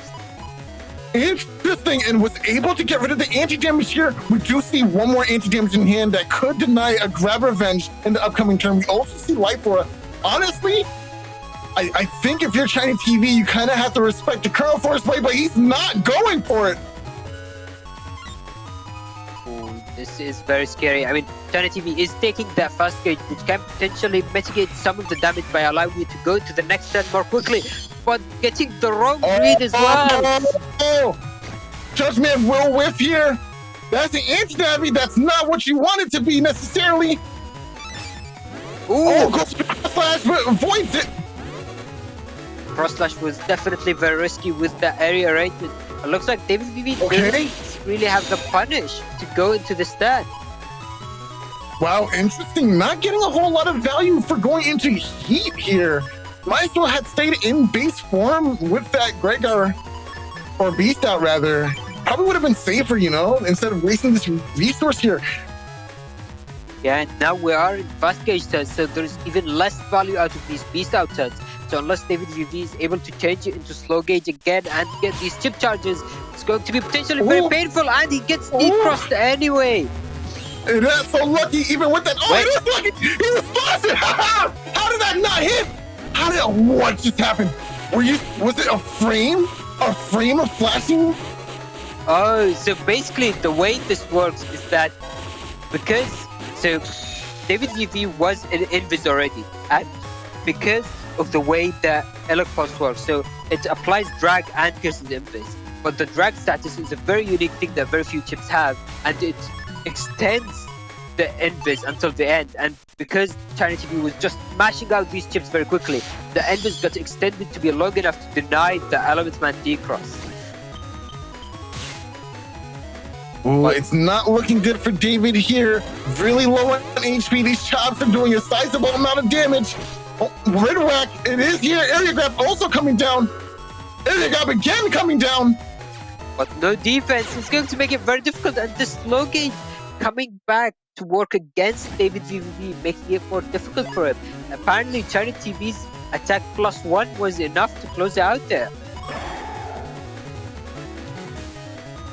Man, this has been a really close game so far. David did really well in that first game, but some slight missteps in the second game caused him to lose it out in the end there.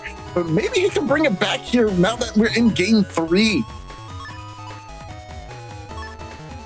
Looking at this hand from ChinaTV, not quite too sure on what to take. Maybe deciding with the Alex, or maybe expecting davidvvv to step forward, then using that to deny it, but would still only do half damage, which isn't great either. You know, sometimes it's okay to start swinging. You know, you don't have to necessarily dust stick in the first turn. Why not go beast out? You have the chips in hand to do a decent amount of damage. Maybe it's because of these holy panels here that you didn't want to really interact with and lose out damage too, right? So playing around that field in the start is really important for these kinds of games. And one thing I feel like people often underestimate is the value of DustCross's charge shots. So everyone knows about DustCross's ability to cycle through a folder, which is very valuable, but the charge shots breaking these panels can actually be very annoying for players without air shoots. Very, very annoying, as you do quickly see them disappear, and once you're walking over them, they become holes. That means you are trapping yourself. Charlie is a very good friend to Valzar players. Definitely utilize that charge shot when you have the opportunity to. But now we do see the beast out occurring. Now stepping out, and I'm gonna go ahead and take the full might of that combo. Element Man in hand, gonna get a D-cross if you're not careful. Invisible to cover your butt. That was so smart, David. You really squeezed out that way.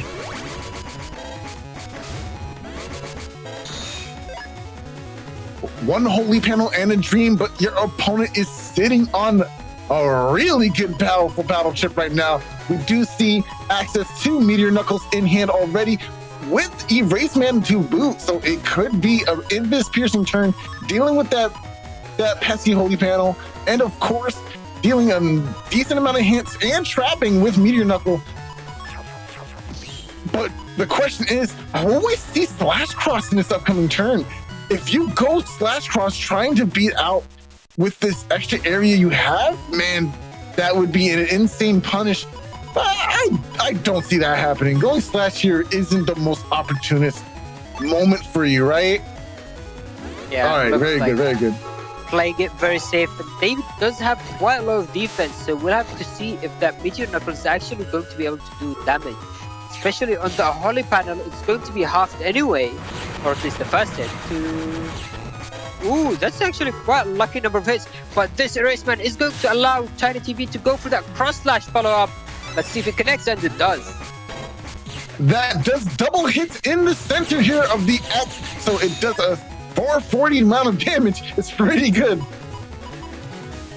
Now ChinaTV is really starting to apply that pressure with that damage and doing the smart play of holding onto that fast gauge as well. It's been working out very well for him in that game 2 and now into the game 3. This Justice one just as important too. It will break up panels further into the round. As these panels begin to clear up, you want to keep your opponent on their toes and trapped up as much as possible, especially since there are no shoes in this folder. You know, it's very scary to be playing this game when your opponents always have access to double Geddon and of course Justice 1 just to make things difficult, or even things like Magnum. Like for a perfectly timed here. Very nice, denying that damage and the paralysis. This anti-nav is unfortunately not getting to get any value. Wait, but this is in a TFC. Have we seen beat yet? I don't even remember. Ooh, so that Q-Force might have to watch out for an upcoming beat. I don't know if davidvvv has Element Man left to deal with it, if he hasn't already. You know, that's really funny because unlike most other chips, Colonel Force is not a cut-in or time freeze counterable chip. It doesn't start any chains or can it be used in any chains, so you will be forced to lose it to beat if you don't bait beat with that element man in your folder. That is a very scary predicament to be in.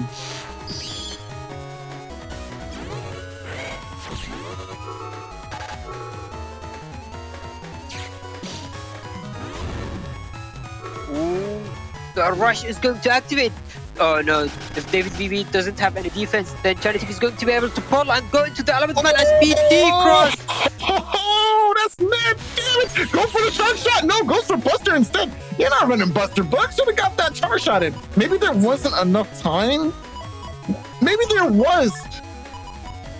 I mean, I think in terms of freeze, you can get Buster a charge shot out into the freeze, but the turn ending there might have limited. But now, this... Oh no. Oh, the recovery is coming out just in time, but now DavidVvv's HP is looking very scary anyway. That panel return was crucial just now. You did not like to see those broken panels on your side of the field with no shoes. That is really helpful. It just shows you how utility-based Gregor folders can be. Panel return giving you options where you almost had none.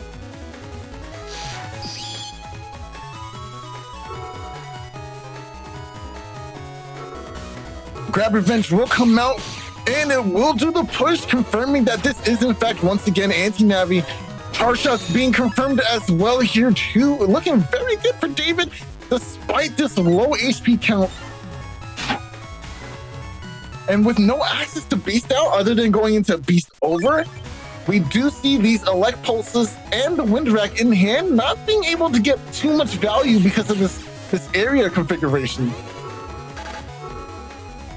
But there is still a fast gauge in ChinaTV's hands, so don't forget, one of the win conditions for ChinaTV is to be able to get into damage judge. We are still in normal gauge, so we'll have to see how both players decide to play around the gauge chips they have.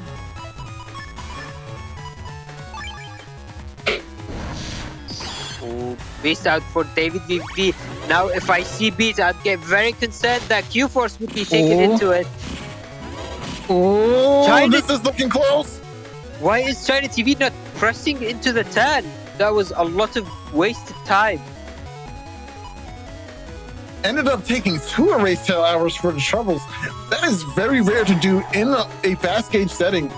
Beasting out here. Really? More like beasting over. I don't know if I like this. Oh, the window disconnect! Oh, it does close it out. Woo! That was risky. That was so risky. Wow. But it paid off, and he was able to clutch it out with the combo from the Elect Pulse and the Wind Rack. Just goes to show how hard it is to dodge that combo, especially when it is completely unexpected. Very well played for ChinaTV and David, of course. Yeah, definitely well played to both sides. That was a very close game. But with that, so I think what we're going to do is we're going to take a short 10-minute break after this match, and then we'll be back to continue our action. So get some water, stretch around, and we will be back in 10 minutes. All right. Apologies for the delay, and now we will be back for more net battling action. So coming up next is going to be Passbyword vs A4 Average. So let's take a look at the setup and see what they have. I said see what they have, but to be fair, we've already seen both players play. We have an idea of what they want to see, and we do see that Tango once more. I feel like a lot of people understand have been running Tango. What do you think about that, Sol? Honestly, I gotta say, Tango works when it wants to work. It does what it wants to do when it wants to do it. It's a cat, after all. You can't call them to come. You can't tell them to do things for you. It is what it is. You either get this barrier when I want you to have the barrier, or you lose your life for it. Like,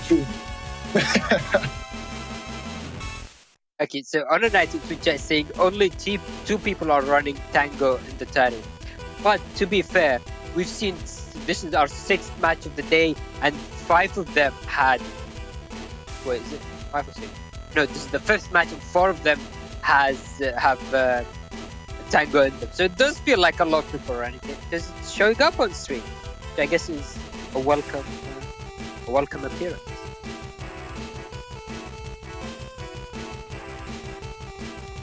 All right, that being said, we have seen these players already played it out. Not much to go over in terms of builds, but I will like to add that once again, it's going to be a little difficult for A for Average to try and find this bug fix because of the nature of Gregar not having Dustcross in it. But since it is on top of the folder, the likelihood of it being in the earlier hands. Oh, we have the confirmation from earlier. Thank you to Symes in Twitch chat.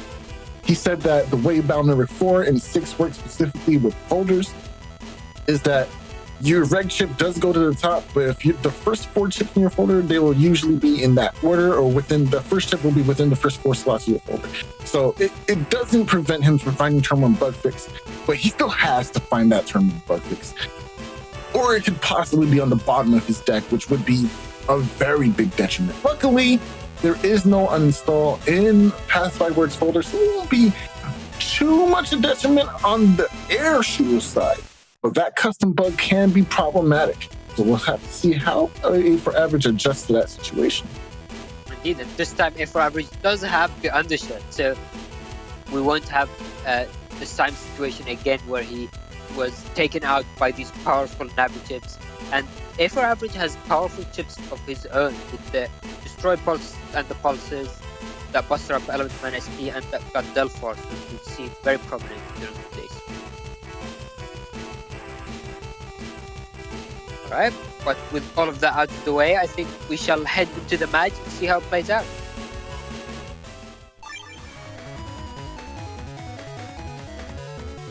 And again, we do see Passbyword starting out with that Gundel Soul in hand, and this time with the double slow gauge. So both A for Average and Passbyword are running slow gauge in their folder, so that means it doesn't really matter who uses their first, one is going to be dropped very early on. Honestly, the way I like to play it out, especially if you draw both of your early slow gauges in a game there, slow gauge is going to be prominent. I'd like to use them for beast charges. You also kind of want to set yourself up in a position that slow gauge works the best for you and not necessarily your opponent, right? So it's going to be interesting to see how Passbyword takes advantage of that. Especially since you're on the lower end of HP compared to about 200, which isn't the biggest difference, but the Ultra Instinct coming through just now. But maybe this machine gun will be able to deal with this trap. Gets the counter hit. Very nice. That's actually devastating. Passbyword was able to get 400 damage out of that because of the counter hit, allowing it to get 4 hits and then the plus 30 from Erase Cross. That is devastating. Yeah, you gotta really appreciate this hand here right now because it will allow you to go into this Gregar beast out and start chip charging away some chips in your hand that you just don't need. Honestly, this is looking really good for Passbyword as both players go for the beast out, wanting to deal with this pesky holy panel, going for the elect beast here. We will see elect beast breath come out at some point, but it will go into this anti-damage. Chip charging, recover 300. Gonna punish that. Wow. Okay, does take the second hit. Now you're trapped. Go for the element. It will save you in this situation. Allows you to remove and gain some options.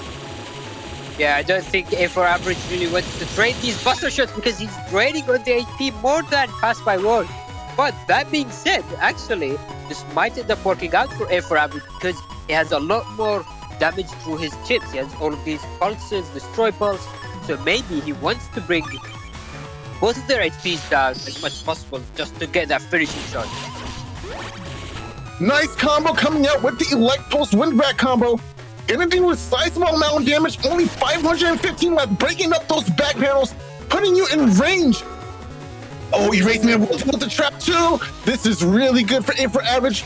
You can see just by this match alone, Breaker matchups are just a slugfest. Tango coming through with the Barrier 100 and some recovery to boot. Decent amount of value here. Can't dodge this. Gonna have to take this and the win back follow-up. Nice. Going for a second beast charge, and just like that, A for average on the back foot immediately. This is what we come here to see, folks. Just the bloodshed in this blood moon is very intense. Sanctuary in hand can go for that to get a bolstered amount of HP and defense, but your opponent does have access to this elect beast, so you're probably going to want to wait a little while before dropping that sanctuary. I do agree with this play from Passbyword, trying to finish off during this game, going for the very defensive start, and then potentially finishing off with either the Gundal Soul or just the paralysis from the chip charge. Let's see if he's able to land it, though we do know now that this is Jacob, so potential for recoveries or even the Destroy Pulse to come out from A for average. Nice. There goes one chip charge. Second one coming out. Gonna interrupt your beast charges on your opposite side. Nice. Good follow up. It's the finish, and there it is. Very clean game from Passbyword just now. This really does demonstrate the power of Gregor on both sides. A for average was able to bring Passbyword's HP to very low margins, and then Passbyword bringing them back through these very painful chip charges.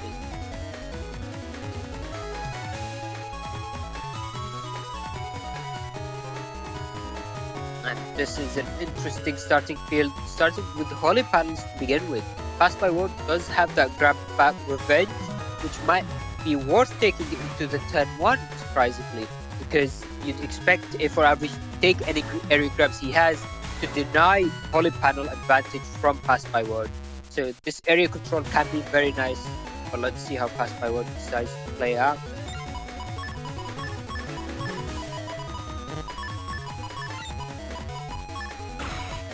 We're going for elect, so we might be waiting to see a turn 2 beast out again and mashing out the Protoman to confirm the damage. Yeah, really nice. Before the movement forward onto that Holy Panel, gonna get a nice chunky amount of HP thanks to that. And already taking the lead. Nice, good read, stepping up. Gonna go ahead and get a charge to it. The recovers. I think I agree with this. So I think A for average thinking was he wanted to step away to avoid taking a wind drag and potentially using the recoveries for advantage. But he was going to trade damage anyway, so maybe staying on these Holy Panels and trading would have been a bit better than using the recoveries later. And immediately we do see the click on the beast out. This will allow you to break up those Holy Panels on your opponent's side of the field, but you will lose the frontmost one in your center row for those troubles. So it's not quite the value you want, but you will at least still keep 2 of those Holy Panels to yourself. Actually, Passbyword has the only chip charge. That's the meaty! Oh my gosh! So yeah, Passbyword is chip charging that only invis he had that turn. He doesn't have the ability to chip charge anything else. But doing quite a lot of damage even while flying.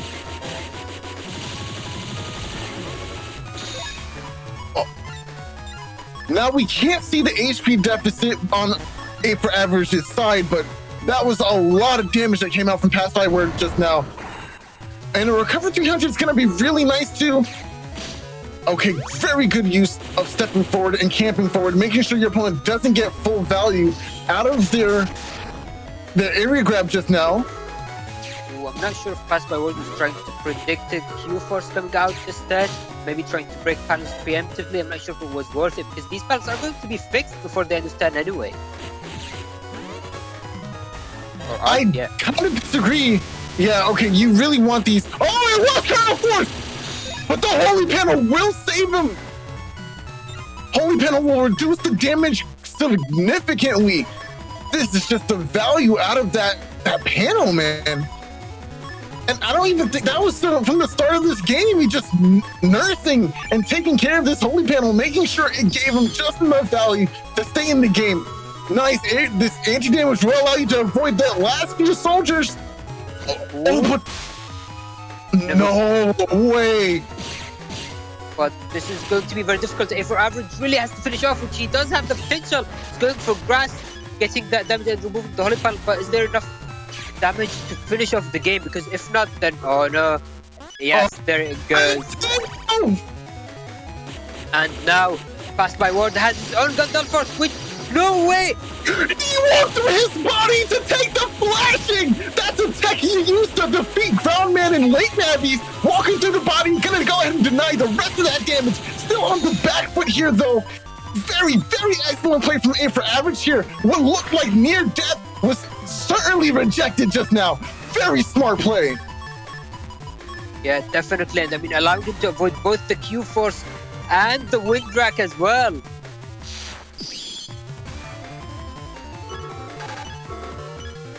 My Sanctuary, going for the protection and having the damage here, especially on this low amount of HP. Definitely a great choice. Jesman will deny, camping forward from A for Average. Now we gotta play the footsie game. Eraseman clearly gonna whiff here, but we do have this beautiful Wind Rack to deal with this. Life for okay, this is gonna trigger anti-damage on both sides. Going for the invis here, very interesting. I'm not sure, I think. Oh no, I don't like this. Yeah, I don't like this trade at all. Ooh, nice. Oh no, but okay. The anti-damage hit isn't what you want to see. Oh, this is not what you want to see. Oh wait, survived with 1 HP. So there is a single buster shot flying towards A for Average. A for Average has to go into Beast Over, or he will get confirmed deleted. Oh, he Beast Over! Life for there has to be a Wind Rack in your hand. You have to have something for this. If you're going to click this button, Elect Pulse 2 is not going to cut it, but I will say, oh, he got the Wind Rack! That's insane value! Camp forward, deny the area, make sure your opponent doesn't get it back. There's no way to break these panels, unfortunately, but now your opponent has to deal with this, but your HP is ticking down as well. You will both be on 1 HP, but does A for Average have a way to deal with this Life Orb and get that last point of damage right before the end of this turn? So this is going to be very scary, and Passbyword is crossing out slash cross instead, trying to get that confirmed range for the charge shot. Oh, never double life shot! Let's go! Oh my gosh, the Invisible came right on time! 1 HP! The Neo Variable was able to deal with that barrier! This Invisible will not last forever! There's nothing else! There's nothing else! It was well played! The Neo Variable could have clutched it just in the right time! But having access to all the extra damage, that was so insane! That was so insane! That was such a back and forth game. It was crazy on both sides. I mean, I really like this game just as a showcase of what Gregor can really do. It was such a great game. Well played to both sides.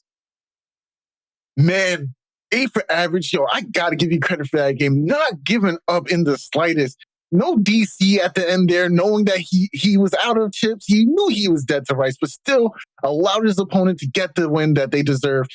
That was great sportsmanship. Thank you for not being a salty player and just DCing. That was so well played too. Very smart plays coming out from A for Average.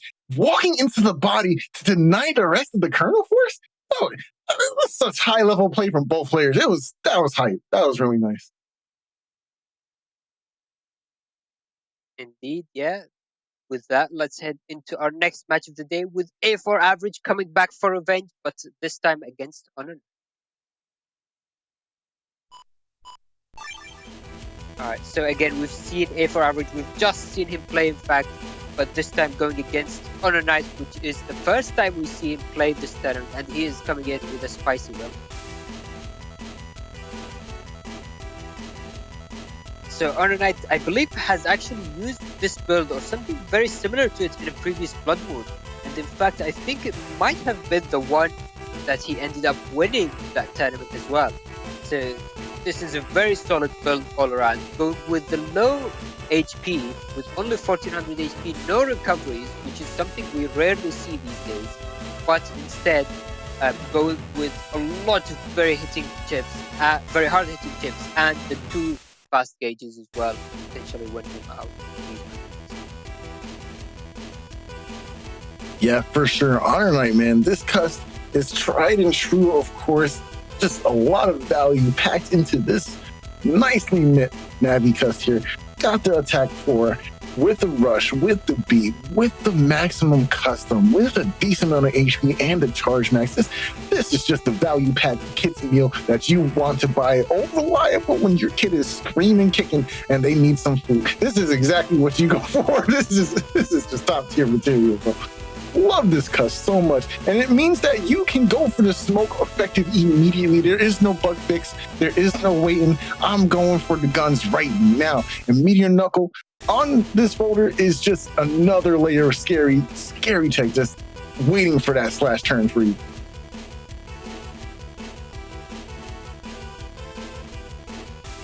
He's looking at his folder, so he's deciding to run W and G codes. So both of these are really solid codes, and the way HonorNite is running them as well. So the 2 magnums and the barrier 200 gives a lot of utility and good damage, and then the G code for the uninstall and groundman SP as well.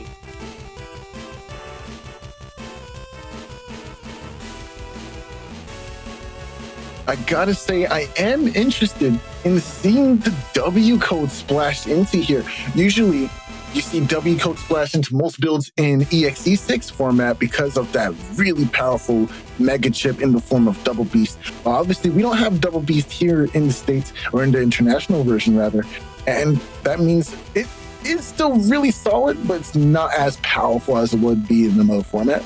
That being said, it does still have the barrier 200 and the 2 magnums, which are going to be really good, especially after an uninstall, which is in this folder. Very good for zoning and positioning. Gonna have to see how HonorNite plays out with that. Alright, let's take a look at the match, see how it plays out.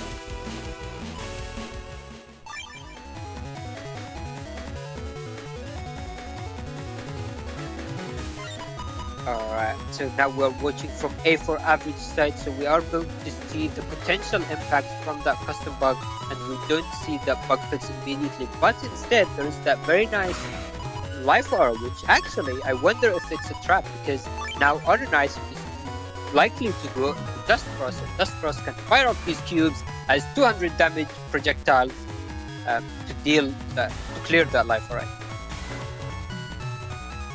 Yeah, I gotta say, it really does feel like a trap, especially if you don't start off with that cursor strip to try and deny HonorNite from using that dust in the first place. It is just such a powerful tool. DustCross, being able to accelerate through your folder, being able to break your opponent's panels, and then having the audacity to say no to objects on the field. That cross good, bro. And speaking of the devil, it makes its appearance.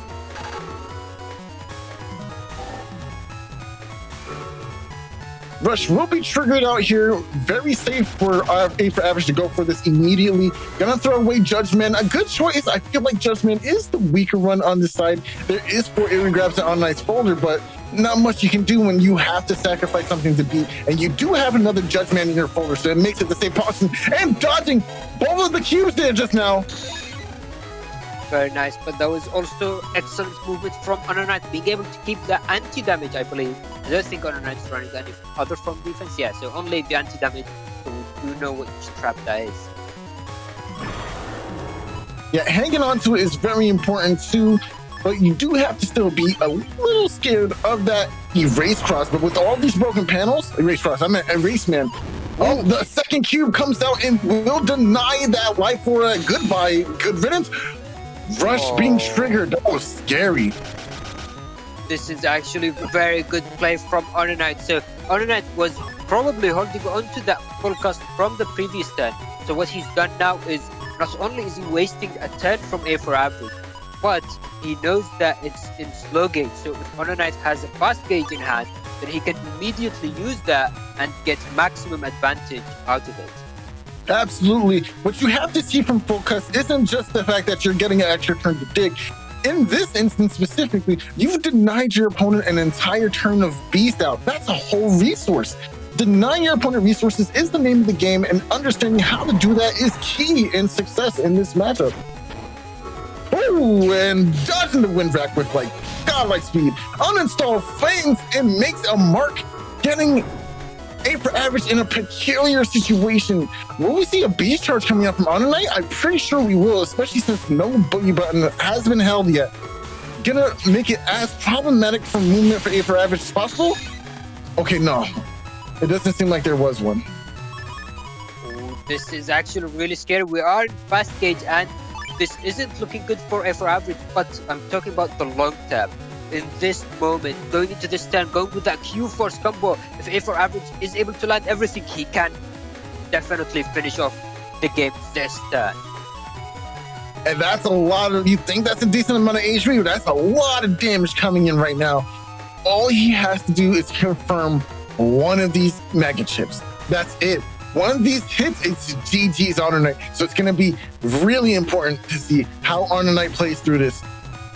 Do keep in mind that I think a potential life or a good denied. I don't.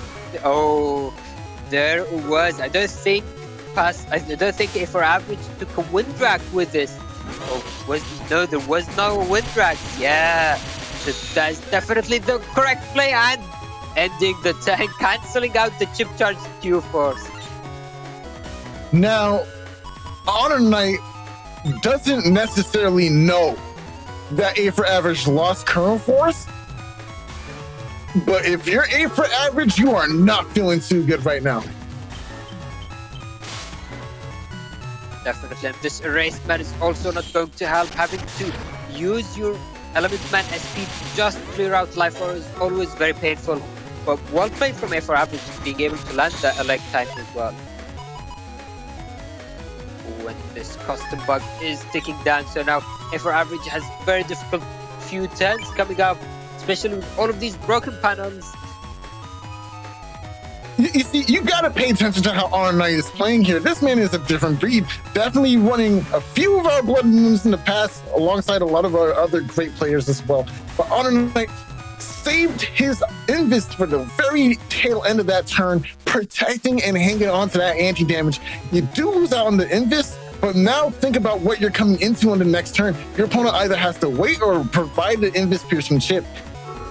And without Beast out, that means you're not too scared of a random Elect Pulse 2 or anything like that. Ooh, and the Meteor Knuckles coming out, unfortunately, just out of being able to block A for average in place.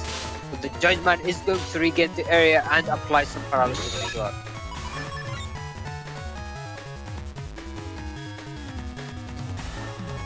Excellent placement of that Judgment. It will force a cross here. I'm not sure if I really like the sword in this predicament, but, and this is a big but, maybe A for average catches HonorNite slipping on that Tengu. There's a lot of holes on HonorNite's field right now, and movement is a very nice thing to have. And there we do see the Tengu come out. Barry 200, that's a really good thing to have right now. He's really protecting this Tengu man. He's not giving up any chances, and that's extra layers of defense. Ooh, Double. The anti-damage into anti-damage, all of that was only possible because of the Neo Fairy double life sword. Good thing that wasn't a Muramasa, because that would have done nothing in that position. Oh, really? Is that what we're doing? Yep. I mean, it would have just missed. You know it would have. Wow. And catching HonorNite on the step back, all of a sudden A for average is coming back into this game, doing quite a bit more damage, but we still need to watch out for this damage judge. Yo, someone call him there. This slander cannot go unabated, bro. But here we go, getting the D-Cross with that element man, still gonna get the tail end of that charge shot from the Elect Bolt here. And now we see the detriment of this bug from the air shoes and of course from the cuts as well. This is a very rocky situation to be in. We do have some recovery, but honestly, Slash is not a terrible decision here. It is a little scary because HonorNite might go ground just to make sure you don't click that Slash button, right? Yeah, and HonorNite still has that Groundman SP, which is definitely very painful. And it looks like an area grab was just enough, but the Elementsman SP is coming out instead and getting a very painful D-Cross instead. And a charge shot. Invisible, now I'm safe. This is not looking good. That recovery is going to deal a decent amount of recovery. But man, oh no, this is my area. This is my no-no square. Please get out of it. Just leave. Just leave. This is mine. A for average finally getting that bug fixed, but I think it might be a little bit too late. HonorNite was able to get all the perfect reads on the crosses and the plays from A for average as well. So this is definitely going to be very difficult.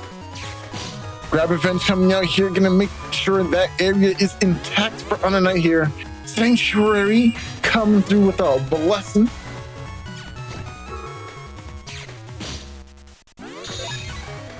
And that was Only one literally ship? Bugfix was literally in the second to last spot A4 Average had. That literally couldn't have been worse for A4 Average. That is very, very difficult. And this is what we're talking about when it comes to Gregor. Yes, Bugfix is a really great chip to have. But without the ability to cycle through the folder at an accelerated rate like DustCross can, this can happen where you're stuck in a situation where you just can't find this chip. And you know what? HonorNite is the most patient battler I've ever seen. He will not move. He is chilling. He's chilling. You're forced to either go up or down. I don't have to do anything. I've got the life lead. I've got all this damage. I'm not even playing recovers in my folder like that. So I know I'm up on damage judge. There's nothing I gotta do. I'm big chilling. Groundman SP has a clear path to victory just now. 2, 3, 1 HP in a dream. There's not much you can do here. It's about to be a nightmare and lights out. Yeah, and as HonorNite is also saying in Twitch chat, that was also the final part of the PA for A4 Average at the bottom of the folder. So that was literally the worst chip draw that A4 Average could have had at the very end there. But this is taking us to a game 2 with new opportunities, maybe starting with a different opening this time. You know, the problem I have with the Buster Up and playing with Attack 4 is that you're losing out on that chip resource, right? Gregor really likes the utility in his folder. Oh, beat. Gotta respect it. Yeah, so there goes that beat. Beat is getting quite a nice value. The A4 Average recognizing that by just using Erase Man at random.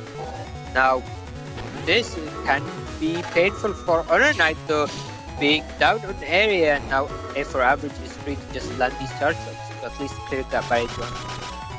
Gonna go ahead and bait out rush here. Fast gauge coming down will deny many of these charge shots. Just mash out your Buster Up. Matt, that's more value right now. Nice, very good.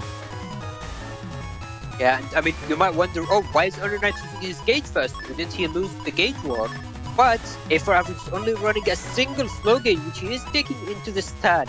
So if HonorNite has his second fast gauge prepared, this can be very tragic for A4 Average. You know, I wouldn't be surprised if HonorNite is looking for that chip right now because he understands the situation. It's either he uses Tengu and possibly lose out to a Windrak on the opposing side, or he finds fast gauge again and waits for that slow gauge and then immediately responds with it. I would not be surprised if HonorNite brings fast gauge into this hand. Wow, A4 Average giving up on the slash. How interesting.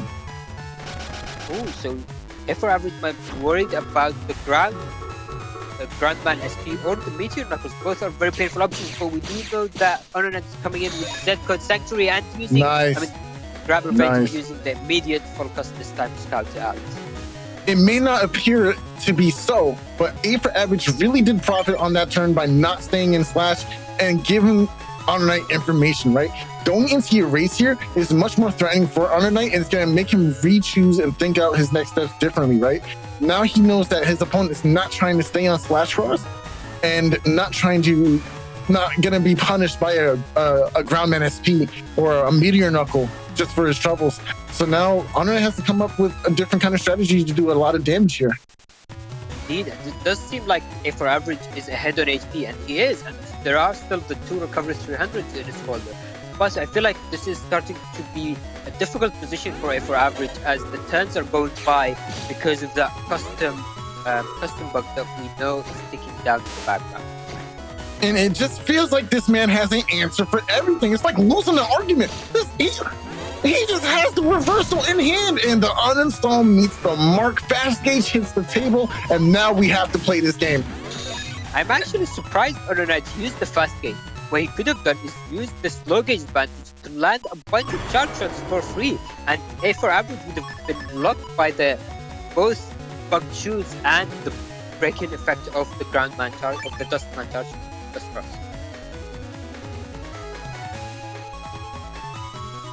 Oh, but now A4 Average is going into Beast Out. He's potentially going to try to chip charge things, which can be very painful if HonorNite has no answer, but looks like an answer there is with that life.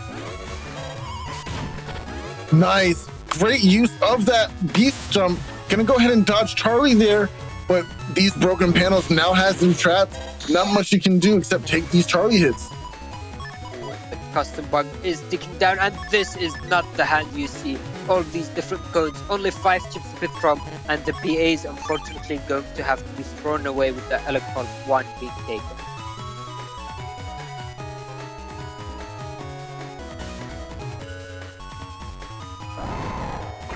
Beast out from HonorNite, so we might be seeing a wind drag coming out from HonorNite trying to get a D-cross or a meteor knuckle with 1, 2, 3 hits again. Wow. Oh, just barely. Oh no, he hits. Wow. And the near very cross slash just to finish off.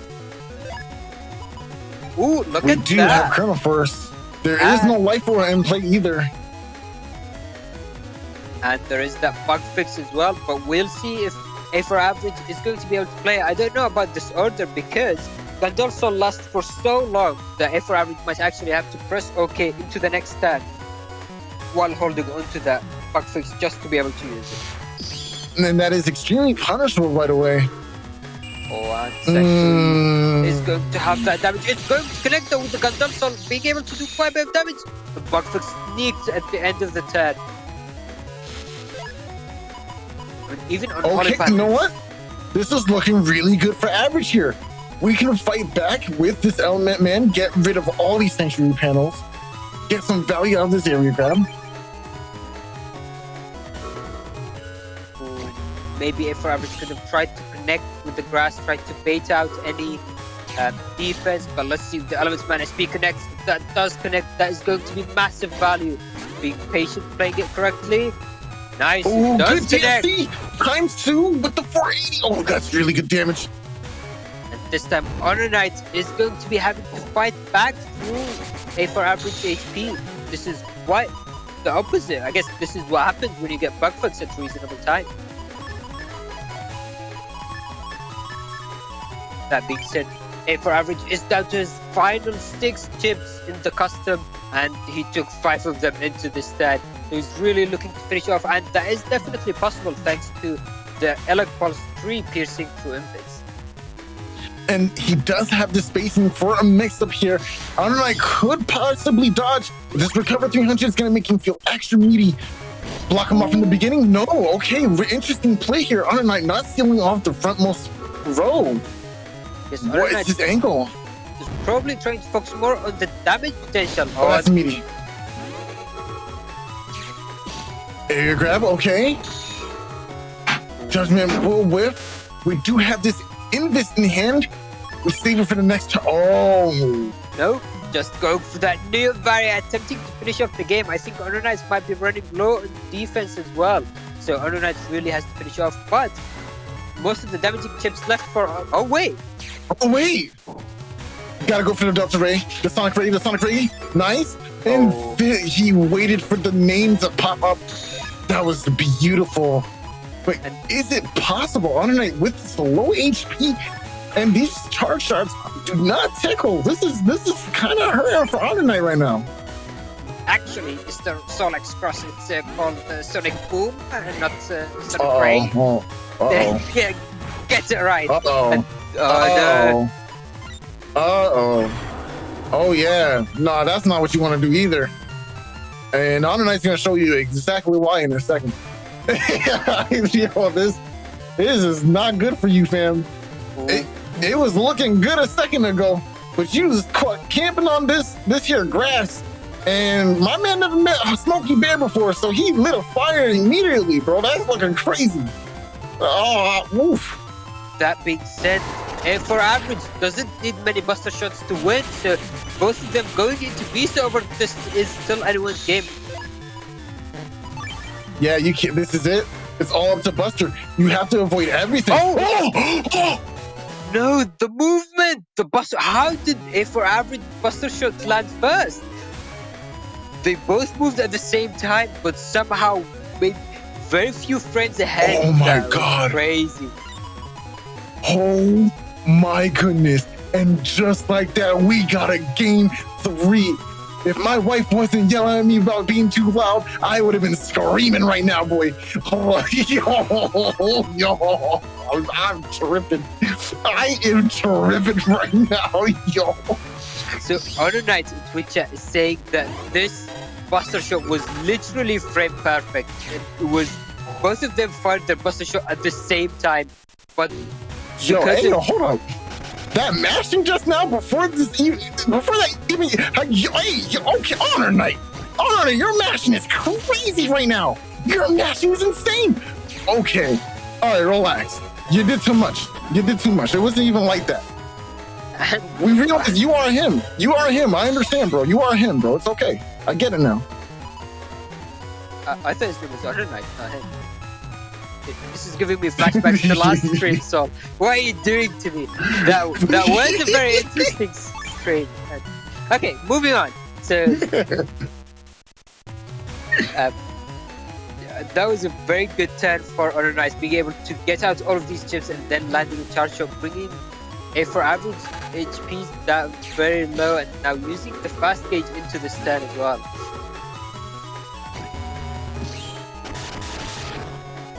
Nice, gets here a decent amount of damage. Oh, stepping back in the nick of time. Erasing definitely would have crossed you up just now. Oh, a single panel left, but that be taking Element Man SP. That might be very big in this matchup, especially. And actually, now that we're seeing two parts of the PA, maybe A for average will finally be able to use Destroy Pulse in this matchup. Yo, I gotta say, thank God this isn't BNLC, because that cuts timer, if it was 20 seconds to make these difficult decisions that these players have been making so far, we would not be getting the games we've had today. It would be a very different environment. Trust me, bro. I take your time and make these plays, because it is an instant in which you get deleted in these matchups. Yeah, I mean, definitely for things like SoulXCross as well. To be honest, like 20 seconds, anyway, it's just not good. Yeah. It's just not good, bro. Yeah, HonorNite is taking a big think right now, because he needs to set up whatever he's got going on right now. Goes for the beast out. Oh, good movement. Gets the mark again. Every game has been deal. Oh, you got clipped. You on mash your LNR button. Mash like there was change across. Yep, that's it. You give it up. You give it up, bro. You got it, bro. You got it. Like, just give it up, bro. Yeah, you got the decross, cuz. You did it, bro. I'm just gonna move on forward, bro. You got it. I wonder, do you have the time now, since you are changing crosses, to move forward? I don't think so, but we don't see the animation for the attack. We just see the jump, so maybe it is possible. Nope, got clipped up. Nice, okay, bug fix is in play. Now we don't have to worry about the crack step trapping us anymore. And these panels did come back. But we do have about 3 hits Meteor Knuckles, and there is the Gandalf Soul, which isn't going to really get that much value if used like that, but apparently A for average just decided to let it go. Nice, go for the freeze here. Very nice, buy yourself some time, step up, do some B holding, get your value. Very nice play, very nice play. I mean, how much damage is that? That was 1 bit of damage just from the Beast Buster. Now it's just remarkable. But also, that immediate Beast Charge and response, like, yo, you are on it, HonorNite. Like, relax, bro. I know you want to win. Just chill, bro. Just chill, bro. Ooh, this is very scary. A for average going for that Q first turn, but HonorNite is going for his defensive options instead, and now we see the fast gating drop. So A for average. Ooh, that was a beautiful full cut just now. What do? It's not on the menu anymore. You have curve first in hand. Okay, hold on. We do have Buster Bug, because we have Attack Max in the end of build bug, and we also have Charge Bug. So this isn't horrible, but you are rolling dice now. Your Colonel Force is going to be dealing a decent amount of damage on its own, but you're now relying on these Buster procs to go ahead and do the rest of it. And Sanctuary. I feel like the only value of this Q-Force is to, oh no, but then Ever Average drops the input and releases the charge shot too early. At least if he was able to get the charge shot advantage, then that would have still been decent damage even on the Holy Panel. Yeah, I think this is a great decision. Hold on to your heat cross. This is not a time to be throwing it away. Actually, I wouldn't even bring the area grab, to be honest with you. I know it would set up the elect pulses, but I don't even think I'm worried about all that right now. Oh, okay, well, actually, hold on. Maybe getting access to these holy panels is really good too, right? You are low on HP. Maybe going for one area grab and trying to deny Aqua Cross is really good here. But you still want to watch out because HonorNite still has access to the Elements Man SP, the Wood Dragon, Ground Man SP, very strong options that can break the panels, and if you're standing in place, can put you at risk of taking a very big hit. I don't think we've even seen the Magnums as well, so... No. This is an excellent zoning tool available for HonorNite. Yeah, he's going to be able to just control your movement, and then he could also still go for that Aqua Cross and just completely ruin your day. He can hide in that back corner for as long as he wants. So maybe the area grab was the right play. After all, you know. Yeah, and I mean, now the difficulty for HonorNite is the low HP. He doesn't have access to recoveries, so he's going to be very careful. Single hit being taken for no reason could mean the difference. And now, if we're average using recoveries, bringing his HP back. Oh, he wanted that so bad. He's still gonna get it. That's not okay. Yeah, that's not the position you wanted. Area grab is gonna be very helpful in this situation. Yeah, I think that was the worst position for HonorNite to use the Magnum. I'm not sure if that was dropped input or just miscalculation. Looks like in chat is saying there was a miscalculation, but look at this beast. I mean, not beast over, but Destroy Pulse is coming out from A for average. That still wouldn't do quite enough to delete on the Holy Panel. Always stay moving. Look at that. It was very hard for A for average to feel confident to hit that button just now. Oh, good Wood Dragon. Very nice patient play from A for average, but if HonorNite keeps camping the back, there is no way for that Destroy Pulse to land. And HonorNite knows. He knows the win condition for A for average is to land that Destroy Pulse. Hopefully, he stepped forward. You're a madman. He walked forward and smacked him. That was so fast. Oh my goodness. Oh my, no, HonorNite, he's just a boy. That's not okay. He's just a child, bro. It's okay. All right. You do not bring him recover? Oh, nah. It saved his life. It saved his life. Oh, that was the great read. Oh my gosh, use your Buster Gun, please. Oh my gosh. The issue is that how is A for average going to close the game? If we go into damage judge, then HonorNite's winning and HonorNite's going for the long range attack with Spark Cross. He's able to get the D-Cross, that's even more advantage. He's waiting. He has to get one of these Buster Bug procs, but he hasn't got a single one. He needs one of these procs to deal with that anti-damage and then maybe secure a Judgment. That is the win condition for him. He's going for charge shots. It's been so hard. He's going for charge shots, but they're slow. Its final turn should have beast over. Yeah, it's over. I mean, I think not beasting over is fine because A for average, unfortunately, is going to lose at the end there. So to be honest, if that was me, I would have done the same thing and just got the beast off practice. Why not? Let's see. Yeah. By 1,000 HP, that will bring us into... Oh, wait, that was the final one. Oh, never mind. Yeah, that was rough. Wow, that was a rough game. Excellently played from HonorNite. Man, just a few miscalculations on A for average's side. Lost in this game. And of course, at the end there, just not getting Buster Bug value. It did not want to give it some. It's your fault for not being PC, bro. It's your fault. You could have been PC when you were born, but you chose not to be, and that's your fault. I'm so sorry. That was indeed unfortunate. Very close game. Well played to both sides. And we still have one more game for today's stream. It's going to be Symes vs ParTwo. So we've seen Symes play earlier on the stream. We've seen how impactful his folder and combos can be with that T code. But this time we're seeing ParTwo's folder. This is the first time we've seen her play during today's stream. So I'm wondering, what do you think about her folder? SoulXCross. Now, this is a really solid folder. I gotta say, she's built this really nicely. It has hub badge in here and a ton of great value in that cusp.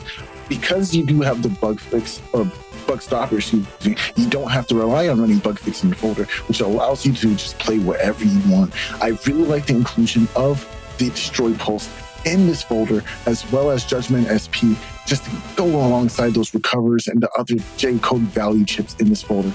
Element Sword is very interesting to me here, especially since you do have access to Wood Dragon and Boomer, and of course there's Element Man to help you set up the rest of the grass, Groundman SP to punish those slash crosses. Really nice folder here, just really nice. My only one change, I would probably not play the Element Sword. Honestly, I would probably just double up on those Wood Dragons just so you can chip charge them away with Frog. It's just such a good ×2 chip to have in that build. It's really oppressive. Changes panels, Sanctuary, just turns them into grass panels. It's just so value. I mean, Element Sword is really cool though, don't get me wrong. I just don't see what, or you could have dropped one of the wind racks here, right? I mean, I do see value in Reg Tag with Elect Pulses and the extra wind rack for that little combo. But yeah, you're playing Falzar. Unless you're specking all the way into that, you like Beast Rush kind of combo, right? I don't think it's really that necessary, right? But it's still great for decrossing, right? So I don't know. Yeah, I mean, this is going to be a Falzar best Falzar matchup, so I guess we don't really need to worry about race, but potentially the Element Sword can come to value against a Tangle Cross. We do know that Symes wants to go Tangle Cross for his Tornado combo.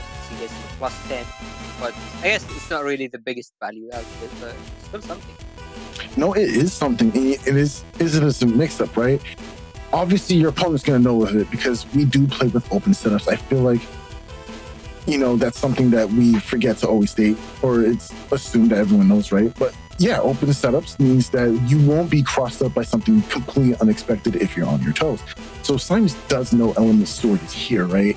Now, does it make Element Sword lose value? Well, I'm not sure, right? Because if you use Element and you set up all this grass, that means it's pretty difficult to dodge it, right? But that does give Symes an opportunity to go for a charge shot and be aggressive with area. Now he can camp himself off the grass if he's able to clear it out. There's so many factors. You have Blast Man in there, so it means there's a little bit of clunkiness with that setup, because now you're going to be burning away all that grass. It's interesting to think about. All right, and with that, let's head into the match and see how it plays out.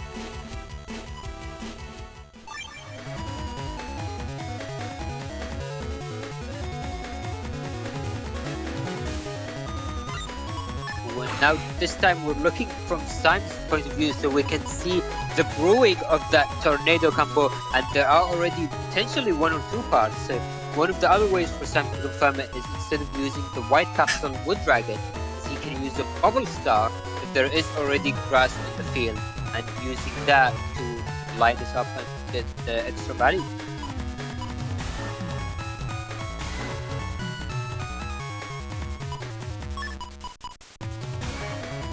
ParTwo does have the beat as well and the first barrier, so it's going to be interesting to see if Symes decides to throw away the Element Man, which looks like he might be. And it's always interesting seeing cubes on the field at the start with Falzar vs Falzar matchup, because you wonder if both sides are going into Dust Cross. And who's going to get it? Looks like ParTwo was able to just sneak that B-back input earlier and get them. Now, here's the one downside that isn't really stated often with these kinds of Falzar builds, is because of that attack 1, it's a lot harder to just immediately get rid of that first barrier on your opponent's side. Luckily, it was really easy for her to go ahead and deal with that, but man, sometimes it's torture getting rid of that first barrier with a measly attack 1 or even attack 2. That barrier, that Bubble Star 2 being dodged by normal movement from ParTwo, definitely nice to see. Oh, Bubble Star 1, okay, that's why it was so slow. The Hate Dragon connecting on grass but now it looks like Symes is deciding to go with his full cost. So both sides are going to get some advantage with being able to dig through their folder more effectively, but Symes thinks it's going to be worth it for him, and looks like it might be. He doesn't have the plus 30, so he's probably still holding off on going for the full combo, but he's collecting the parts so much closer. Yeah, I gotta say, I really like this turn coming up from Symes. It's not too heavy on chips, just focused on defense, gonna get my bug face done and ready. And the Sanctuary is gonna go ahead and just reduce a lot of damage, making me a very healthy 1500, even bigger. It's basically like 1300 HP. Brownman SP coming out. The patience from Symes here is critical, because now we can just immediately fix that up and not worry about losing any value out of this chip. But we do still have Charlie. That was disrespectful. You did that on purpose. I know you did. I know you did that on purpose. You went for the let's suck. I saw that. I mean, that definitely sucked for ParTwo, being unable to do the damage through the Grandman SP. In this matchup, the damage is going to be the crucial part. If Symes is able to get through his combo, then it's going to be very difficult. Wood Dragon coming down, though, clearing out the Holy Panel for free. Follow up with Tango. That's confirmed. Yeah, oh my goodness. Oh my goodness, that's so much damage. I mean, I've said it before and I'll say it again. Tomahawk Man into Tango Man is definitely an underrated combo, and look. Yes. Absolutely. Ending your turn on Rush, really good for Dark Fluid here, but I gotta say the momentum's definitely in Symes' corner right now. He can throw a couple of these chips back, maybe the Life Aura. It depends on how frisky. Oh, he's throwing back the combo. I watch him draw the attack plus 30. I know he hated that, because I hate it too, bro. I'm here for you, bro. Someone send some hug emojis to my boy Symes right now. It could have been game right now, bro. Actually, so it's statistically more likely for the attack plus 30 to come up, because he's already seen most of his folders, so the remaining 60 back, that means that it's going to be Ooh, and the cube was still there from the beginning of the game. Wow, value. Oh, did you get crossed up? Oh, you didn't. That's some good movement. Got in and out of there real quick too. Once I'm playing no games, like, you got it. But now Symes is gonna get a nice amount of value out of this Life Aura, which means we might see a Tank Cross come out in the upcoming turn. Now, how is Symes going to punish that? Not much in here to punish Tank Cross, so it probably will mean we're going to see the removal of this barrier rather quickly. But that also depends on what Dark Void decides to do here. She has many options at her disposal. Destroy Pulse met its marker ready, doesn't have to worry about digging for that combo anymore. It's looking pretty decent. Okay, we do see the Tengu come out. Oh, very nice getting the input instantly. It's actually very difficult to get that in these outs. It becomes a frame perfect input. And the chip charge is going to be a D-cross. I'm not sure if she wanted that. Oh, now let's see that Pichu Knuckles. 1, 2. Only 2 hits. Oh, wow, that really sucked. Oh, man. And Symes doesn't quite have his combo in hand already. At least he does have one recovery coming up, which should hopefully allow him to survive to the next turn. I'm not gonna lie to you, I'm really feeling for Symes right now. I know he's like, why did I shuffle back the Tornado combo? If he had brought it that turn, right, there was no like Tengu, there was no Beast out, he would have just nailed that combo. It would have been free real estate. But unfortunately, we're in this situation now, getting decrossed by you, Praise. Oh, this is a tough situation to be in. Getting some value out of the feathers. A very safe invisible drop too. Nice, nice. Yeah, I wonder actually if ParTwo should have chip charged the Envid to do extra damage. That would have been game, because it would have done 200 damage and the Buster Shots would have had enough time to land it. Yeah, for sure. I definitely like leading with the recovery here. Probably gonna try to chip charge away these two chips for a quick 200, 400 damage, hopefully. I like the decision here. I think this is definitely worth. But we're gonna see where what Dark Lord Part 2 has for that. Okay, no chip charges? Oh, I do agree. Symes holding on to that for defense. He needs to survive. Let's see Yes. if Part 2 actually decides to trade her anti-damage. Okay, it doesn't seem like it will trade. This is a lot of HP you got to work through, but it is very much doable. The combo is now here once again. We have Tengu confirmed. There's no grass panels here either, so this element sword is not going to be threatening in the slightest. Yes, this is it. This is really it. But don't forget, Got Symes doesn't have beast jump, so he has to manually line this up, and now the grass field is online. Oh, Symes is a genius right now. Here we go. Damage. Damage. No. The lack of undershot meant that this charge shot was just enough to finish off. Symes' buster shot was in the air, literally This is few why frames you away. always bring a shirt. This is why you always bring a shirt. No shirt, no service. No shirt, no service. It was such a close ending. The lack of undershot. Poor Symes. This is the second game this stream where he lost purely because he doesn't have that tiny undershot in his Navica. It's just one square, bro. It's just, and it mattered. It mattered, and it's just not fair that it did. But it did. It don't work, bro. It don't work. Oh, man. Obviously, if you're playing HUD Batch, you should be able to get away with not running undershirt, right? But you don't. It is such a crucial chip. Like, I don't know, bro. I don't know, bro. That's rough. The worst part about all of this is that Meteor Knuckle had gotten an extra head, which that would have been enough to bring Symes over into game. That was the saddest Meteor Knuckle. This is literally anti-BZ right now. Symes, you should just change your name to anti-BZ. Like, no luck, no glory, bro. Like, it is what it is, bro. It's not your fault, bro. I promise. It's not your fault. Okay, I mean, this hand's looking slightly better already, so we do see a number of parts for that tornado combo on top of the erase man. So I do wonder if Symes is going to hold on to that erase man and potentially use that. And part 2, crossing out of Dust Cross, Symes making that amazing read and going for the instant full cast as well. Now, it looks like Symes is going to try and punish this. He does have the whole combo in hand. This is scary. We're going to see exactly how much damage this does. Why is Symes starting with an element man? Why wouldn't he start with an erase man to confirm it? I feel like that's going to be a wasted opportunity. The uninstall coming out, but that's not going to help. There you go. Let's see the damage drop. Let's see the damage drop. Almost 1,000 damage.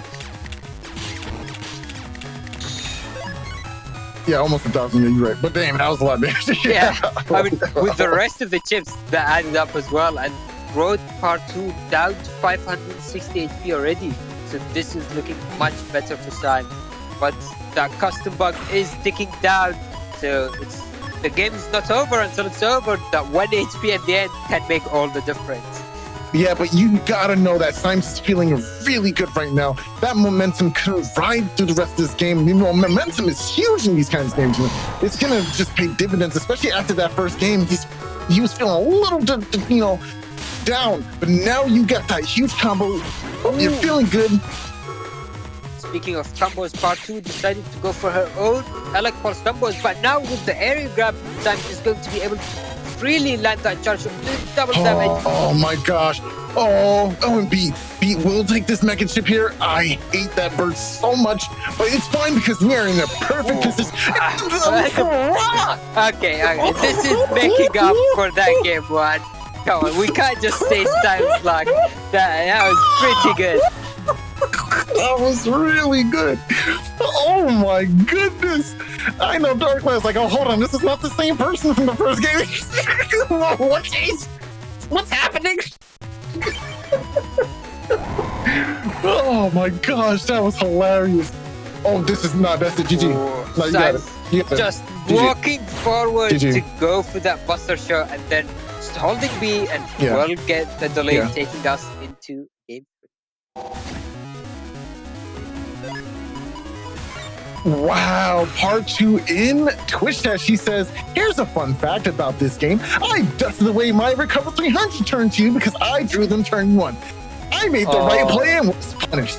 It's not your fault. Yeah. It's not your fault. No. Bad luck on both sides. That's really unfortunate. Oh, man. Oh, man. The game ain't over. We can still trudge on forward. It's game 3 now, but the winner takes all. I gotta say, I like the idea of just going area grab full cut, but you also give it to, oh, starting Aqua, expecting a mix here. Interesting choice. Which does mean that you don't get the value, unfortunately, on being able to dig on the first turn. Yo, that came out mad fast. What? We didn't even hear the alert.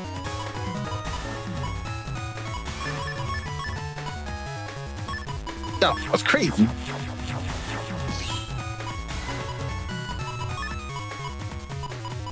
Oh, nice. Bug fix so early here with the grab revenge. Wait, do you actually need the grab revenge? Was another area grab dropped? I didn't see that.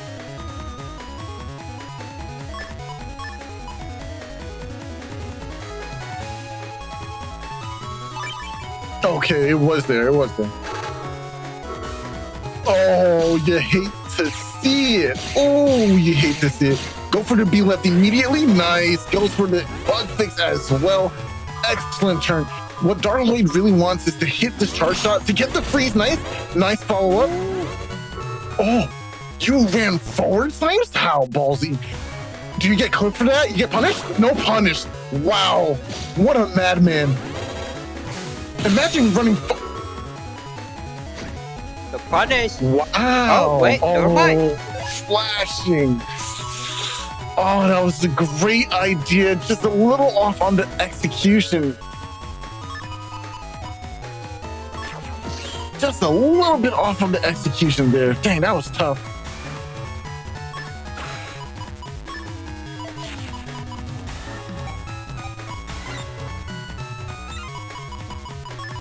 They're Okay. actually very similar. Only around 30 HP difference between them.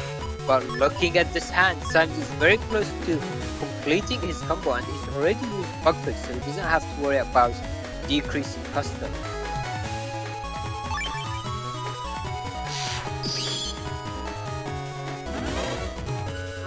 Life Roar is coming down. It's going to be pretty safe here, too. Ooh. Oh, that's a really bad judgment. If it's not backed by a wind rack, I don't know what's going to happen. Okay, all you need to do is nail a charge. Oh, no, this is perfect. This is perfect. Step back, because now stepping back is going to allow Symes to freely land the area grab and extend his area. So the invis is going to protect you until the end of time. And look at this hand. So Symes is being patient, rightfully so. Yeah, you just need a little bit of time, you know? Like, I do like the idea of going for the recover. It's kind of clogging up the hand.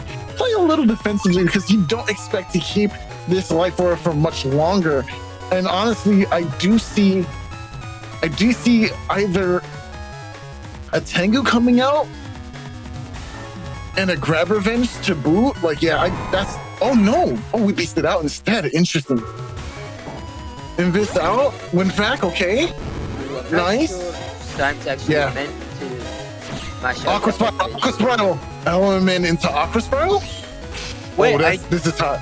I just realized the invis. So I said initially that I wasn't sure Symes meant to mash out, but he did mean it because ParTwo used Wind Rack to potentially push Symes out of the area and make it more difficult for him to regain it. But because Symes used invis, he wouldn't be pushed even with the Wind Rack. And that's why he stayed at the front there. Yeah, it was very well played. Nice. Great area defense. That was superb. Symes is definitely one of the best in business for sure. But this turn is looking crazy right now. I don't know what's gonna happen next. But I know a lot of HP is about to disappear real quick. This is all going to rely on landing that wood dragon though. Let's see, ParTwo doesn't go into Tomahawk Cross, so there is still the potential. Ooh. Okay. Oh, just barely missed. The time. Okay, there it is. There it This goes. is it. Oh my goodness. 555 Dylan. Enough to help you in this situation because you still hungry. And now we do see a meteor knuckle coming in just in the nick of time. It is not looking good for you right now, cuz it is not. This is rough. Oh no. Changing to the tome. He's gonna chip charge. Oh, that's rude. That is so rude. Man, the element sword just barely whipped and it's now leading to this. Oh, that was a great read. Now you can't be frozen or oh, okay, the store post will paralyze here. The TFC to the hub. I mean, Symes doesn't feel like it is chips because you already know that ParTwo used all of her chips this turn, so he just needs to wait for her to maybe step into a corner to get the 5 hits. She didn't, and the meteor knuckles was enough anyway. I didn't actually keep count, but apparently it was good damage. And just like that, the game is over. That was very well played to both players. That was a rough game for you. But, that was a rough game on both sides, man. That game one was pretty rough for Symes. The recovery was really, really good. That combo just does so much damage. Like, you cannot get crossed up by that white pill. And it's only the one white pill. I'm telling you, white pill at 1 is the sauce pick, bro. It's such a nice chip. When you get hit by a chip that usually flashes, and you're paralyzed. First, you're stunned, right? You're not even mashing right away because you don't think to mash right away. So that allows your opponent time to just follow up and do something crazy, right? It's so good. Whitecap is so good. I'm not even say play 3 or 4. Oh, excuse me, 2 or 3. Like, you don't need that many, but like a 1 of tech, yeah, it is kind of hot. Yeah, definitely, and especially in a folder that can use it such great advantage with the setup into the tornado as well. But definitely well played to both sides and well played from everyone who played in some particular matches. But unfortunately, that was our final match for today's stream. So do keep in mind that this was the start of the Blood Moon. So we're going to have 4 streams in total. This was the first one. Next week, we're going to have the second stage of the round robin, which is going to decide who is going to make it into the top cut for the weeks following it. The first stage is the round robin, 2 weeks, and then top cut lasting for another 2 weeks. And at the end, we will have a new Moon Master because the previous one, Soup, was unable to join, unfortunately. Oh, and we just, looks like, received a donation from Avacast with $30. Let's give a read. Thank you for donating. Avacast saying, great games, lots of close calls, GG well played. And GG well played indeed. A lot of amazing matches. And this is the quality of matches we're going to be looking forward to in the upcoming few weeks as well. That being said, that is the end of today's stream. So let's head on to the practice. Thank you everyone for watching today's stream, and thank you SoulXCross for joining me on commentary. That was a lot of fun. Yeah, dude, it was such a pleasure to be here. You know, I love casting with you guys and just enjoying Battle Network with you guys, especially when it's crazy matches like the ones we had today. We got to see the mood swings of Tango. We got to see just the obnoxious amount of damage pulled out by Gregar and Colonel Force. It's always a treat to see, man. It's so good. I love this game, bro. I really do. Definitely, and it's always great to have you joining us as well. And huge shout out to Salad for organizing the tournament and making the stream layout as well. And a huge shout out to the people working behind the scenes to make sure everything's running correctly. HonorNite, Marvino, and ChinaTV for keeping the scores. There's a lot of hard work and a lot of tedious hard work as well. And thank you again to HonorNite for picking up these amazing matches to show on today's stream as well. Before ending the stream, I mean, you've heard me say it last stream and at the beginning of today's stream, but I'm going to be mentioning this on the few upcoming streams as well. So in the upcoming month, we will be looking to transition from streaming on Twitch and YouTube to only YouTube. The reason for that is because of the change to Twitch terms of service. So throughout this whole time, we've on purpose not applied to partner or affiliate on Twitch, because that means we will be able to multi-stream. But the change of the terms of service means that this is going to change, and with that, we'll have to change how we do our stream. So closer to the start of next month, we will be moving onto YouTube fully, which also has access to a lot of great features as stream. And to be honest, it's probably the better stream player as well. That being said, it's going to slightly limit how we can do things, and unfortunately that is outside of our. Alright, and with that out of the way, thank you all for watching, and as usual, thank you to Starlight and Yamland Hero for continuing their monthly Ko-Fi subscriptions. And with that, this is the end of today's stream, so hopefully we'll see you again next week for part 2 of the Blood Moon Round Robin stage. Take care and have a good rest of your day. Goodbye. Bye-bye.